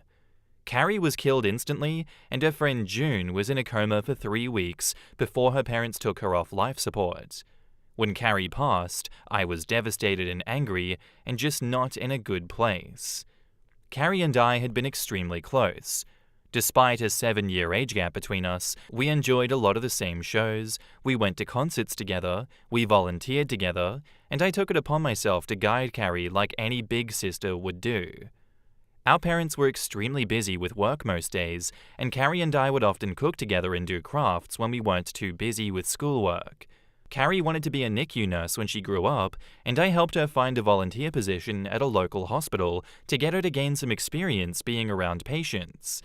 In short, Carrie was my sister and best friend, and when she passed, I was a mess. The last craft that Carrie and I made together was a set of candles. We bought the wax at a local craft store, and we both made each other a candle and decorated the jar that it was in. That was the day before she was killed. At her funeral, Carrie was buried with a candle that I made her. The candle that Carrie made me sits on my desk next to my favorite picture of her and I together at the beach. Or it did, until last week. For some background about my boyfriend, I met my boyfriend about 1.5 years ago, about 6 months after Carrie passed. I wasn't looking for a relationship, as I was still grieving my sister's death, but Eugene came along, and it was love at first sight. He was extremely supportive, let me cry on him when I needed to, didn't push me into getting over grieving or anything. He was extremely gentlemanly about everything and very, very patient. After 6 months of seeing each other regularly, we made it official. Eugene came into my life at a very low point, and he's always been very respectful of sentiments that I keep from my sister, never asking me to take them down, always giving me space when I needed to cry. Eugene, along with most, if not all, of my friends and family, know about Carrie's candle. There was a point after she died where I would take the candle with me everywhere out of fear that someone might light it, or steal it, or who knows what. The point is, that candle was, and still is, a very important part of my life, and something that my sister made for me, and me alone. When Eugene and I moved in together about 4 months ago, I packed away most of the reminders of my sister and put out the candle and picture on my desk. I felt that this was a huge step because when I'd lived just by myself, I had pictures everywhere and a few knickknacks laying around from my sister. I wanted to make Eugene and I's home our home with just a small part of my sister there. Eugene understood and was very supportive. The issue. Last week, we had a massive winter storm that knocked out power. We didn't have power for 3+ days. The power was knocked out at Eugene and I's house while I was at work, which did not lose power. Eugene texted me that he was going to light some candles and try to get a generator so that we could have some power or at least be able to charge our phones, /use lights, etc. Now, we probably have 30+ candles in our house. I'm a huge fan of sales, and when Bath & Body Works has a candle sale, I like to stock up and get a range of scents. We have candles scattered all over our house. In the room where my desk is, there are no candles aside from this one that Carrie made me. None at all, and there never has been. This room is also downstairs, where Eugene doesn't spend a lot of time, as his desk is upstairs. When I arrived home from work last week, I noticed a bunch of candles burning in our living room. Safely, always monitored and not near anything that could ignite. One of these candles was the candle that Carrie had made me. I burst into tears, and when Eugene heard me crying, he came out from the bedroom, where he was lighting more candles, and asked what was wrong. I was a wreck and couldn't get any words out. When he tried to calm me down, I shoved past him, and I locked myself in the room where my desk was, and just cried. I don't know how he could be so stupid. He knew, and I thought he understood how sentimental the candle was, and how much I cherished having a candle that my now deceased sister had spent time making with me just a day before she was killed. I haven't been able to speak to Eugene since it happened, Tuesday of last week. He has tried to explain why he did it, because he needed candles to be able to see, but I just can't wrap my head around it. He hadn't gotten into the large candle stash that I have upstairs, right by the living room where Carrie's candle was, but went downstairs, out of the way, to grab the most sentimental, cherished item that I have. The candle was burning most of the day while I was at work, and is now melted and pretty much gone. I do still have the jar that it was in, but I can't look at it without bursting into tears. Reddit, what do I do? Eugene says that it was an accident, but I just don't believe that. He said he was getting around to lighting the candle surplus that we have upstairs, but just hadn't gotten there yet, after being home around 6 hours alone with no power. I am heartbroken and feel like this is a major slap in the face. I feel disrespected. I feel like he disrespected my sister. I just don't know what to do. I don't feel like I can forgive him for this. Can or should I try to work past this? In the comments, I would absolutely end a relationship with someone over this. He must be a complete emotional idiot to think that this candle should be treated like any other.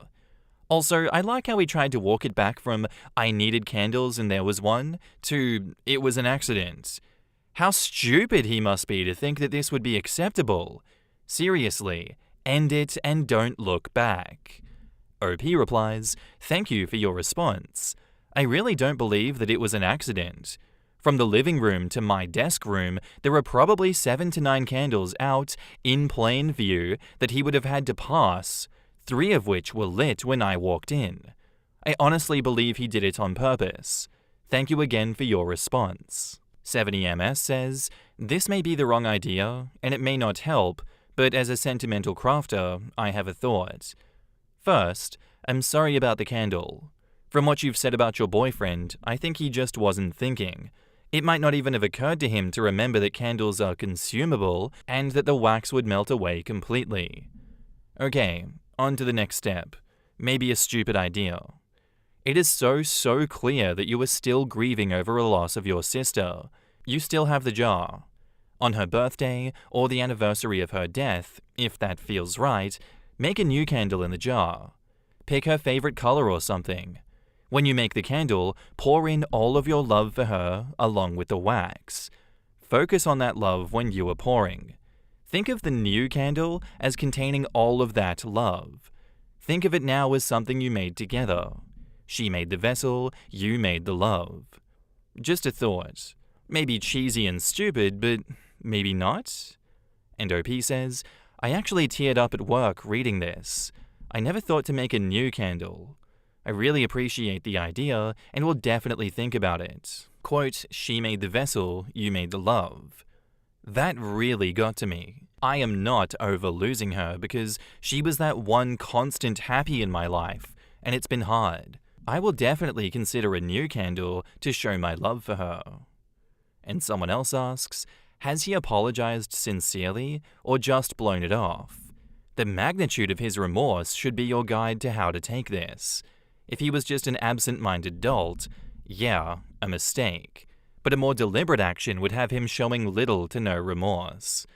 And OP replies, he actually has not apologized, but instead tried to defend his actions by saying that he needed a candle for light and then moved on to saying that it was an accident. But thinking back, I don't think he's apologized for it at all. In this case, I say, it was completely deliberate then. I genuinely don't think that there is a world where this was an accident. I'm not going to do Hanlon's razor here. I'm not going to attribute malice where it could have been ignorance. Like, no. He, of all people, knows the candle exists, knows how sentimental it is to you, and he chose to go out of his way to spite you, to put you down. That's evil. That's straight up evil. He hasn't apologized, and he's shifted goalposts when you've called him out for it. All of this is intentional. He is manipulating you. He is not good for you. You should tell this story to everyone else in your life and get the support you need to leave him. He is not good for you. I'll die on this hill. I'm not overreacting. That's fucked up what he did. That is extremely fucked up. And now, onto the update. So a few people have PM'd me in recent days asking for an update, so here it goes. My original post was the day before Thanksgiving. Eugene and I had planned to spend Thanksgiving with my parents, but that did not end up happening.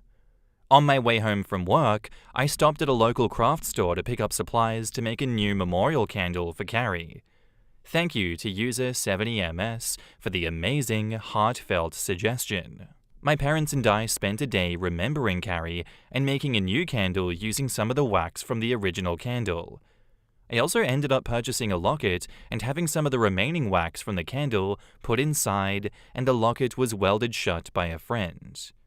On the evening of my post, I got home and Eugene said that he wanted to talk. I agreed that we needed to clear the air before Thanksgiving, so we sat in the living room and started to talk. I was not ready for what he told me. A few of the commenters from my original post seemed to hit the nail on the head in a way. Eugene told me that when we first met, he was extremely turned on by the fact that I was essentially a damsel in distress. I just lost my sister recently, I was in a massive depression, I wasn't myself. And that turned him on both sexually and in a protective way. Over the past few months, I've started to become more myself. I got promoted at my job, I've joined a cooking class, and have gotten out more. And I've definitely moved away from being a damsel in distress in the eyes of Eugene. He went on to explain that he burned the candle in hopes that it would throw me back into that phase, because that is the only time that he felt he was attracted to me. What do you even say? What do you even say to that? What is wrong with this person? Who admits to something like this? Seriously? That's right. He's not attracted to me unless I'm upset, crying, and a damsel in distress. When I prodded for more information, he told me that everyone prior to me that he had dated had either just experienced a loss or was in need of rescuing. Eugene told me that he was no longer attracted to me. He dreaded having sex with me because he could no longer be the hero that was rescuing me, which is what turned him on in the first place. He didn't like to go in public with me because I started to put myself together more, not like just wearing a t-shirt and jeans like I did when depressed, and that attracted the stares of other men that he saw as a threat, taking away his damsel in distress. Eugene had a whole laundry list of things that he hated doing now because I wasn't in a funk anymore. I told him that if that was the case, then we needed to break up. He agreed and said that he would go stay with a friend until he could make new living arrangements. My name is the only one in our house, and I told him that I would give him 60 days to vacate the house, which he agreed was fair. Over the past few weeks, I've spent a lot of time with my parents and with close friends. I really don't feel like I've been dumped or broken up with. I just feel like me. Carrie's candles sit on my desk where the original was, and I wear the locket every day. Thank you, Reddit, for listening. I appreciate it more than you know. In the comments, that is so horrific. I'd like to think that Carrie would be so pleased that her candle was instrumental in lighting her sister's way towards a better relationship and a happier life. Carrie was looking out for her sister in the afterlife. That's a really positive spin on it. I was actually surprised she didn't dump him immediately for destroying the candle. These posts upset me a lot because I miss my parents. I think if someone willfully destroyed something of my late parents, I wouldn't be able to be tried due to temporary insanity. But also, if it wasn't for the moron texting while driving, OP wouldn't even attract this creep in the first place. Sadly, very true. I'm just saying that, given that she did die, she would be pleased that an object attached to her was helping her sister have a better life. How messed up in the head do you have to be to actually admit what he admitted to OP? What the hell? I know, right? It adds a level of insanity, which only makes the whole thing much more insane. For me, the icky part isn't necessarily that he's turned on by miserable women. Plenty of people have unusual kinks and fetishes. It's that he's self-aware of it, yet unwilling to do anything about it. As long as everything is consensual, I'm generally team no kink shaming. However, when a fetish has the potential to be physically or emotionally dangerous, the person and their partner or partners should take a hard look at why it turns them on and then work on it, if it's in any way harmful to anyone involved. It's just one of those stories that makes me physically sick to hear about, the fact that he is so self-aware. And that, this is obviously a thing that exists with other people, where, they will manipulate you and put you down because that is their fetish, and they can't be with you unless you are downtrodden. Just vile behavior. I wish to never have that type of love in my life. Please, God. It also irks me that he was so non-confrontational about the whole thing. He was like, yep, you've pretty much gone past your use-by date. I have no use for you anymore. So let's just wrap this whole thing up and I'm going to continue on my way, repeating the cycle. What do you even say to that? Like, obviously anything you say to him is not going to change his mind. That just feels like genuine psychopath behavior. Somehow, having a calm and non-confrontational breakup feels worse than the alternative. I don't even know what to say. I'm glad that you're safe, OP, and he's out of your life, but what the hell was that? My boyfriend expects me to keep up a lie with his family, but it feels wrong. So my boyfriend and I have been together for 4 years. We live across the country from his parents, so Christmas is the first time that I'll actually be meeting them. They are hosting us at their house for 2 weeks. I'm super thrilled to meet his family. It'll be his parents and 2 siblings that still live at home. He has met my parents quite a few times because they live in the same area as us. He moved here for school about 10 years ago, and he loved it, found a job, and stayed. Everything is going amazing. We moved in together 2 years ago, and our relationship is just progressing naturally. We aren't really in a rush to try to move quickly or anything, but I will call it a very serious relation at this point. So anyway, yesterday we boarded our 6-hour flight. He seemed a little bit nervous and fidgety, but I know that he doesn't fly very much, so I attributed it to that, and I told him that I was there for him if he needed anything, to comfort him, and to let me know if I could do anything to calm his nerves. He said it was fine, and we were having a pretty good flight. Now, partway through the flight, he grabs my hand and tells me he wants to tell me something. He tells me that his parents think that we are a fairly new relationship. They don't know that we live together. They don't know that he is close with my family. He told them that we met at work when in actuality, we met at school years ago. We had a lot of the same classes and met in school, but stayed friends for a long time. He tells me that they think he lives in an entirely different city. He lied to them about what degree he has, and they think that he has an entirely different job.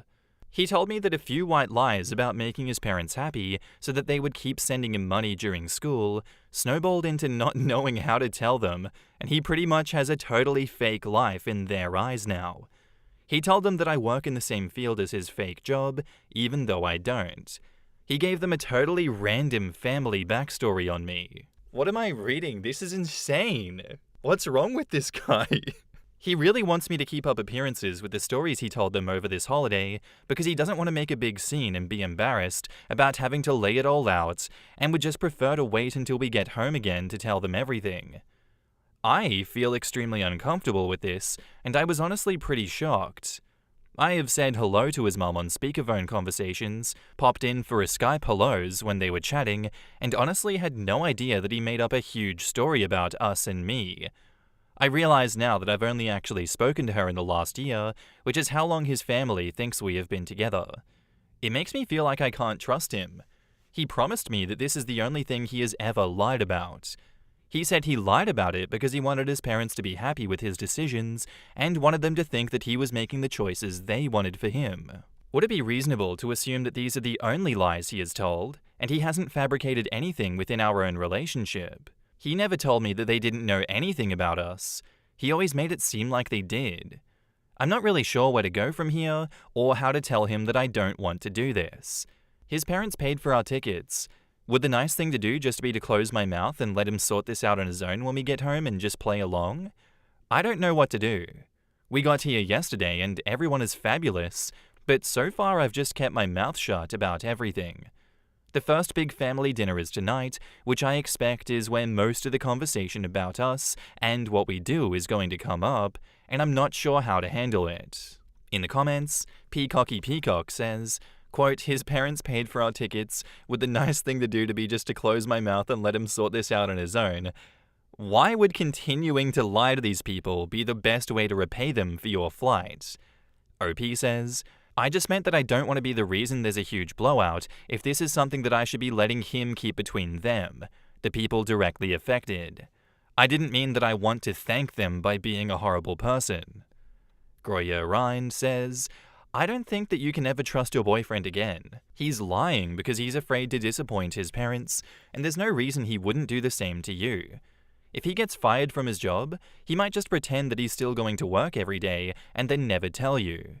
If he cheats on you, he will never admit it. If he goes into debt, he'll keep it secret and pretend everything is fine while it continues to get worse. He didn't tell you about the situation with his parents until the last minute when he had no other option, except the option to come clean, which he didn't take. That's the level of truthfulness and integrity that you can expect from him. He will lie to you when it makes him look better or to cover for one of his previous lies, and he'll tell you the truth when he is all out of other options. OP says, "Ugh, it's really hard to swallow that. I see why you're saying that though." And they reply to OP, "I would be more understanding if his parents had impossible standards that he could never live up to, and he had to lie to them just to maintain his peace and sanity. But that's not the impression that I'm getting. It sounds like he's been lying about a lot of things for a long time, and still thinks that he can get out of it by telling more lies. I would tell him to come clean with his parents before dinner, because you won't cover for him. If he does it and actually faces the consequences of his lies for once, maybe he can learn something from this and change his ways." And OP says, "Yes, that's true. And yes, his parents weren't expecting a surgeon or anything. They think he teaches, but he's an architect. It's still an awesome profession and in no way lesser than a teacher, so I don't understand it at all. I think I'll have to tell him either he comes clean or I'm answering honestly at dinner." Someone else replies to OP, "Yeah, that is weird. I feel like most people think of an architect as being more prestigious than a teacher." And OP says, "Exactly." Incredible Bulk says, "What I don't understand is that the guy is an architect when his parents wanted him to be a teacher. How can he think so poorly of his own parents, who paid for his education, to assume they wouldn't respect his choices? Unless they're crazy strict or abusive, I just don't understand why you would conceal so much." OP says, "Yeah, it's a fabulous job, and he has wonderful parents. I'm sure they would be incredibly proud. His younger sister is a McDonald's manager, and they treat her promotions as they would if she had just made partner at a law firm. There is no way they would be disappointed. I feel so frustrated at him, and honestly I feel betrayed for his parents. They paid his way. It's so frustrating to feel trapped in this situation." Honestly, what an insane thing to have your partner just drop on you mid-flight that he let his lies snowball to this point. If it is true that the parents are amazing people, that makes it so much worse, because I can understand if they're abusive assholes and he was just lying to them so that he could get his education paid for. Hustle is hustle, I get that. But no, these seem like genuinely loving people that he has hoodwinked for no good reason at all, and he wants his partner to continue to lie with him. The red flags are on fire. Hell hath escaped its prison and is coming to the surface. While this itself is not as bad as cheating, how can you trust this guy after this? Like, for him to unironically try and get her to string herself along with all of these lies and keep up with it, how can you trust him? If I was OP, I would out him straight away to his parents and be like, "He's being insane, we need to do something about this." And I don't know if I can stay with him, because if he can lie about this, what else can he lie about? I don't know, guys. Is that an insane Marky take where I'm delusional and I'm just talking out of my ass? Who knows? But I wholeheartedly believe that, and I feel like it'd be insane to disagree. And now, onto the first update. So, I decided to tell him that I won't be perpetuating the lies, but I won't outright say anything because I don't feel like it would be appropriate for me to be the reason that everything blows up. I actually decided not to go to the first family dinner, and I'm unsure if I'm going to stay at this point, but I don't really know what to do. I didn't pay for the ticket, so I feel really horrible about seeming ungrateful, but I got a hotel for 3 nights just to figure out what I'm going to do. I'm still thinking, because everything is just so intertwined and complicated. Our bank accounts, our rental agreement, etc. So apart from the fact that I want to make this relationship work because I love him, it's also not really simple enough for me to just break away and leave. I want to work this out for everyone and figure out how to help him tell his family before we leave. Anyway, I'm so sorry I'm so late for updating, but I will update again when I have more concrete plans. His family is amazing, and I feel wretched about everything. And now onto update 2. Okay, I think we've come to what will hopefully be the start of a resolution.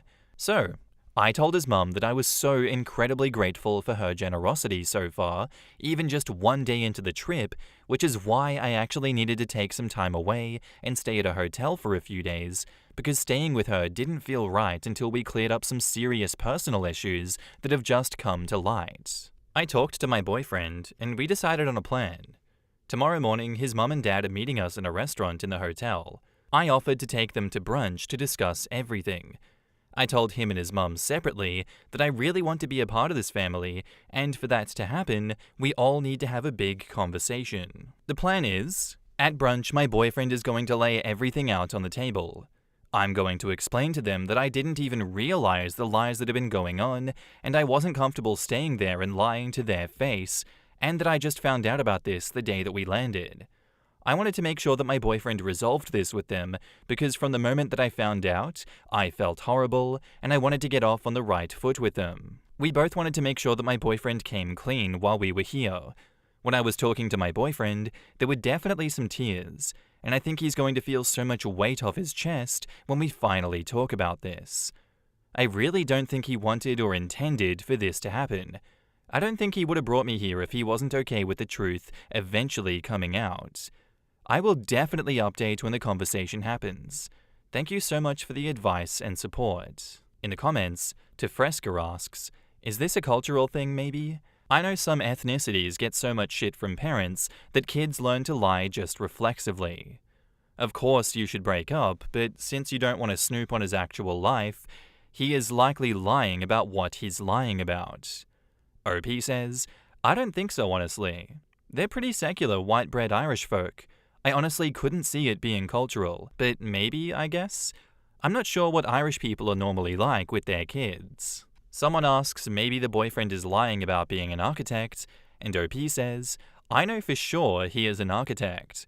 I'm not worried about that part, genuinely. He does a lot of work from our home office. We also hosted the Christmas party for his office the last 2 years, so I know his bosses and co-workers really well. I'm 100% positive they would have corrected me or not mentioned him during conversations and discussions about design projects. He's in a semi-senior role at his work, and I frequently stop by his office after work. We usually meet up in the reception area to drive home. His office also has his name and job title, Project Manager, on his door. Trust me, he couldn't be fabricating the career with me so close and our general relationship with the office. Not trying to argue with you or anything, as I'm sure there is other lies, but his career and our bills are totally kosher. There's no worries there. I'm an industrial designer and am familiar enough with the career and worked long enough in the field that I would catch a lie about his work pretty instantly. My guess is that it's something to do with his parents funding him and assuming that he has an education degree because that's what he told them that he was taking for some reason. Whether he knew right away that that wasn't what he was going to do, or changed once he got to school, I honestly have no idea. We hadn't met yet at that time. That's the reason that it's so strange and frustrating for me because he has a fabulous career. And now onto the final update. It feels like so much to have to type out, so I'm going to try to condense it to be as straightforward and simple as possible. Basically, the brunch went really well. I was very impressed by my boyfriend. He was actually really forthcoming and laid pretty much everything out. He apologized to me and to his parents, and he gave me an opportunity to tell them anything I wanted to tell them about my actual family, my life. They were really interested, and it was really refreshing to just start to get to know them on an honest level. He basically came clean about absolutely everything, including some other personal stuff that I didn't even know about that he had told myself and them. He apologized and promised he was going to take steps to earn our trust back, including therapy. It really actually felt like it brought us closer together. His parents were quite hurt and initially upset, but I think it really did a lot for what they thought of me as a partner for their son and future daughter-in-law, which I'm really happy about. They were really supportive in the end, and told him that basically, at the end of the day, he is still loved, and they will just have to start building that trust up again. I'm going to continue staying at their house now, and they will tell his siblings together. I actually ended up sitting down for a cup of tea at their place with his mum, and she did explain to me that she's going to talk to him privately about the pressure that he might have felt to lie to them, because I guess they realize now that they put more pressure into him than any of the other kids, because he was originally going to follow his dad's footsteps as an English teacher. She told me that she really likes me and hopes that it doesn't affect my view of their family or their son. She thanked me for pushing the honesty, and she can't wait for the opportunity to get closer to us. My boyfriend also seems so much more open to having conversations about coming back and having them come stay with us. It really worked out in the long run for me to not make any hasty decisions, because I'm really happy with how this turned out. To me, it just seems like mistakes on both ends that culminated into a really bad choice on his end. Thanks again everyone for the advice. In the comments, Plant Queen says, "Why would he lie about his job when he's an architect? That's a fancy job." I suspect that since his dad was an English teacher, there was pressure for him to follow in his dad's footsteps, but he wanted to be an architect instead and didn't want to disappoint his parents. I can imagine growing up constantly hearing that boyfriend is just like his dad. I kinda get the job thing. It's still an insane solution to the pressure, but being pressured to follow a parent's footsteps is indeed hard. I also get that if his family is religious, he maybe felt that he couldn't tell them that he lives with a partner pre-marriage. But why did he have to lie about OP's whole existence for 3 years of the relationship? That's what's getting me, and makes it seem like he just had a compulsion to lie. He seemed to fabricate way more than he needed to just for the lies that have some, albeit still unreasonable, justification. The job and the relationship being sure, but why lie about the city they live in, and why lie about OP's occupation, etc., once he told them about her? And why lie to OP, of course? Well, probably because his architect school was in another city and the lies just started piling up. That's part of what gets me. OP is so concerned about the fact that the parents were lied to that she's neglecting that she was lied to also. But I guess it was a happy ending? I don't know. I can see how that part could happen too. He doesn't know whether this relationship will last, so he doesn't tell his parents initially. When he does tell them, he just pretends that it's a new relationship so they won't freak out at him for hiding things. Like other commenters, I think this could be boyfriend likes lying, but it could also be boyfriend's parents are abusive and controlling. I couldn't. It's great that he owned up to his lies to his parents, but I would have genuinely lost trust in him with this, and I would have broken up with him. Who knows what other things he's lied about will randomly pop up and be an issue. He knew what he was doing, waiting until she was stuck in the flight to say something. That is so crappy. One little white lie? Sure, I can get behind that, but multiple lies over literally multiple years? They've been together for 4 years, and she's only just finding this out now. There's just no telling what else he'd be willing to hide. Hell, she even said that she was finding out new stuff about him during that conversation, implying that he was lying to her about other stuff too. I just don't see any coming back from that literal web of lies.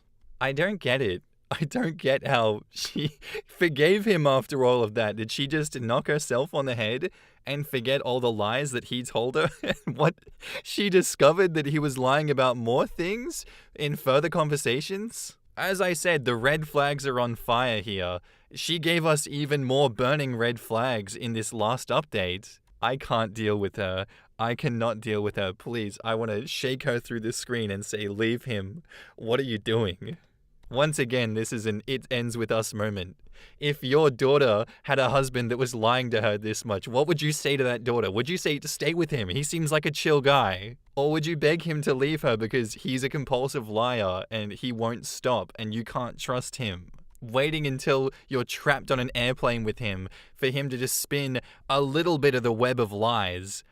Oh my god. I'm gonna go Marge Simpson going up and down the plane going, get me off, get me off, get me off, get me off. I don't know how OP managed to stay in this relationship and force themselves to have such a happy ending here, but you know what? I'm not gonna yuck their yum. Good on you, OP. Our next post is by user Far Astronaut, and it's titled, Am I overreacting? My best friend's boyfriend smacked my butt. I'm currently in my room writing this, while everyone else is in the kitchen and living room, and I don't know what to do. My large group of friends, all 24/25 female, always rent out a house for a week this month because 4 of us have birthdays this month. This year, I happen to be the only single one in my friend group. I get along with all of my friends' boyfriends, so even though I'm like a ninth wheel, I haven't really felt left out or weird this whole time. Until today. One of my closest friends, Sarah, 25 female, has an older boyfriend. He's 36. Don't say it. Guys, don't say it. The 11-year age gap and the smack in the butt. Guys, he's nice enough. He's a cool guy. He's normal. He can be trusted. He's a nice enough guy. They've been together since around this time last year, and I've gotten to know him a little bit since, and I've never gotten any bad vibes. Well, this morning, I'm in the living room doing my workout. I'm a very dedicated fitness person, so I work out most days, which is something that me and this guy have in common because he's a personal trainer. He walked into the living room whilst I was in the middle of my stretches and warm-up, says good morning, and we chat, as I'm still working out, about some fitness stuff. The convo is winding down while I simultaneously go into a forward fold. As he walks past and says, "Okay, well, keep up the good work," he smacks my ass and walks back to his room. I immediately stop everything and go into stunned silence. This was hours ago. I don't know what to do. I'm horrified that he would think that this is okay. He's a trainer, so I understand maybe he was trying to be encouraging, but what? I don't think it was meant in a sexual way, but I'm very uncomfortable now. Do I tell her? Do I tell my other friends? I don't want to ruin the trip, but I feel so icky now, like I'm hiding something. In the comments, a downvoted commenter says, "So, like a butt smack, like guys do in a team locker room sort of thing? Like the one you see pretty much any given weekend watching football? That kind of smack? Feel free to say something. You have a bubble and cannot be touched, okay, but it does seem a bit of doublespeak to say you don't think this was anything sexual and also be like, oh, so icky. Like, pick a stance." OP says, "I didn't say he was icky. I said I feel icky, like I'm hiding something. I just don't like being touched in both a non-sexual and sexual way." Another downvoted commenter says, "Say something, loudly, with all the subtext, just like you are here. They deserve to know who you are." Jesus Christ. Oh, least insane commenter. Me when the people in my walls start whispering sweet nothings to me. They deserve to know who you are. OP replies, "Are you really telling me that you see no difference between a man patting his teammate on the butt in the locker room after a game and a man who I only know through my friends, who he is dating, smacking a 24-year-old woman's butt while I'm working out? I never said that it was sexual. I said that it made me uncomfortable because I don't know him well enough for him to be touching me in such a familiar manner." Another commenter says, "If we're in our mid-20s, we're old enough to directly communicate with the people involved instead of posting on Reddit when the person in question is literally within shouting distance. Talk to him and your best friend together. Say it made you uncomfortable and go from there. It's possible that he meant nothing by it. Coming from a sport and fitness family, butt pats are about as common as a handshake." OP says, "I asked because I don't want to make a big deal out of it if it's not, so I needed some advice." And a final commenter says, "Tell your friend or him that it made you uncomfortable. Intent versus impact. Even if he didn't mean anything by it, it still made you uncomfortable and that's okay. Tell him that it made you uncomfortable and not to do it anymore. It's okay to place boundaries." Back up to the post, there's an edit. "Thanks for the replies so far, guys. I just wanted to add this in case it's relevant. The only thing that has ever made me slightly uncomfortable about him in the past is that he's been pretty persistent about working out with him as a trainer every time I see him, and I always decline because 1, I can't afford it, and 2, I like to work out alone. I always thought that he was just trying to drum up business, which could still be true. Also, he makes jokes about me being bisexual, but that's kind of par for the course in my friend group, since I'm what they love calling their token half-gay. I think I'm just going to be like, hey man, you probably didn't mean anything by it, but if you did, could you not touch my butt in the future? That'd be great. And try not to make a big deal out of it. What do y'all think?" Yeah, I think that's a reasonable compromise, and I don't think you'd be overreacting to bring it up to him or to her or both at the same time. If you don't want someone touching you and it wasn't really made clear verbally before that, and this is the first time it's come up and it's like, oh shit, I don't like that, let's make sure that doesn't happen again. That's a very mature and normal thing to do, and you wouldn't be overreacting to say, hey, I don't know what your intentions were. Could have been friendly, could have been creepy. I just don't want that to happen again. Let's make that absolutely clear that I was not cool with that, but, I'm not angry at you. Let's just make sure that we keep it respectful and keep our boundaries, healthy. Nothing wrong with that, and I don't think you're overreacting. I think there's just some insane commenters today. And now, onto the update. Thanks to everyone that responded yesterday. I honestly didn't want to text my mum or anything because I didn't want to make a big deal out of nothing, but everyone seemed to be on a consensus that I should have at least mentioned to him that it made me uncomfortable so it didn't happen again. I do just want to say thanks for the posterity. The smack was definitely more than a pat, but less than a slap, if that makes sense. Harder than if you were to say pat someone on the back, but he wasn't leaving a handprint or anything like that. Last night, I went out to smoke a cig and he came out with me, and I tried to just bring it up as casually as I could. I just said, hey man, I know you probably didn't mean anything by it, but it's been bothering me and I just want to clear the air. I didn't particularly like when you patted, I said patted because I didn't want to insinuate anything, my butt yesterday while I was working out.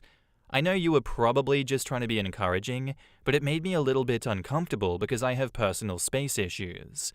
I don't really, but I have to spend another 2 days on this trip with him, and I didn't want to make him feel bad.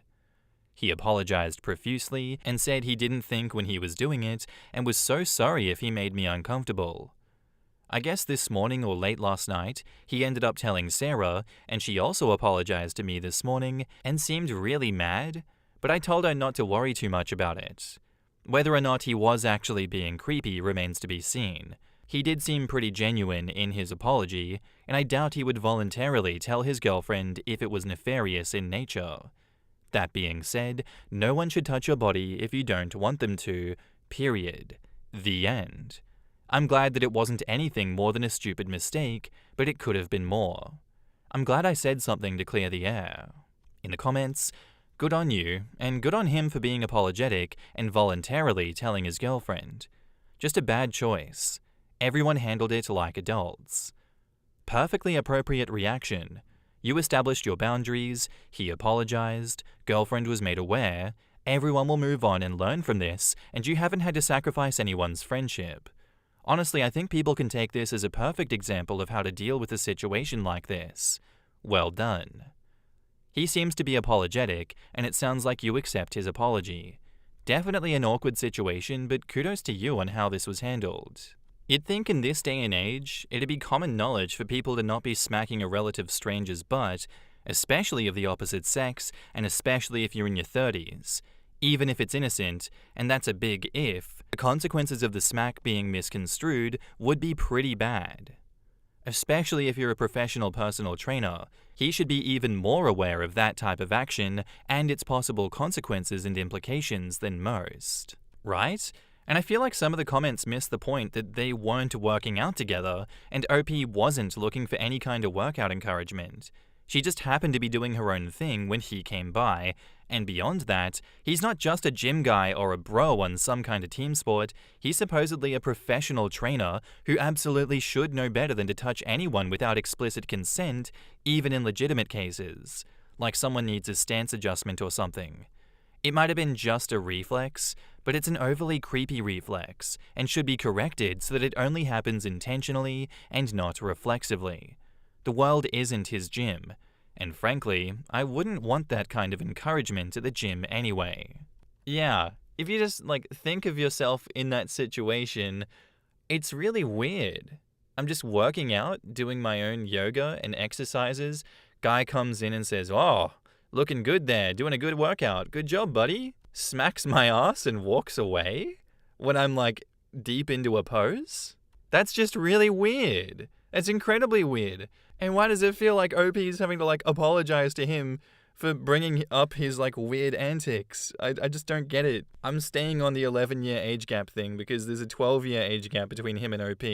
If a guy that's 12 years older than you, works in a professional environment, definitely should know better, does this, that's gonna piss me off. It's gonna be like, what is wrong with you, you creep? At that point, it was unasked for, and it's hard for me to believe that it wasn't an intentional creepy act. It is what it is. Great that it got resolved in the way that it did, but keep tabs on that guy in the future, OP. I don't like his vibes.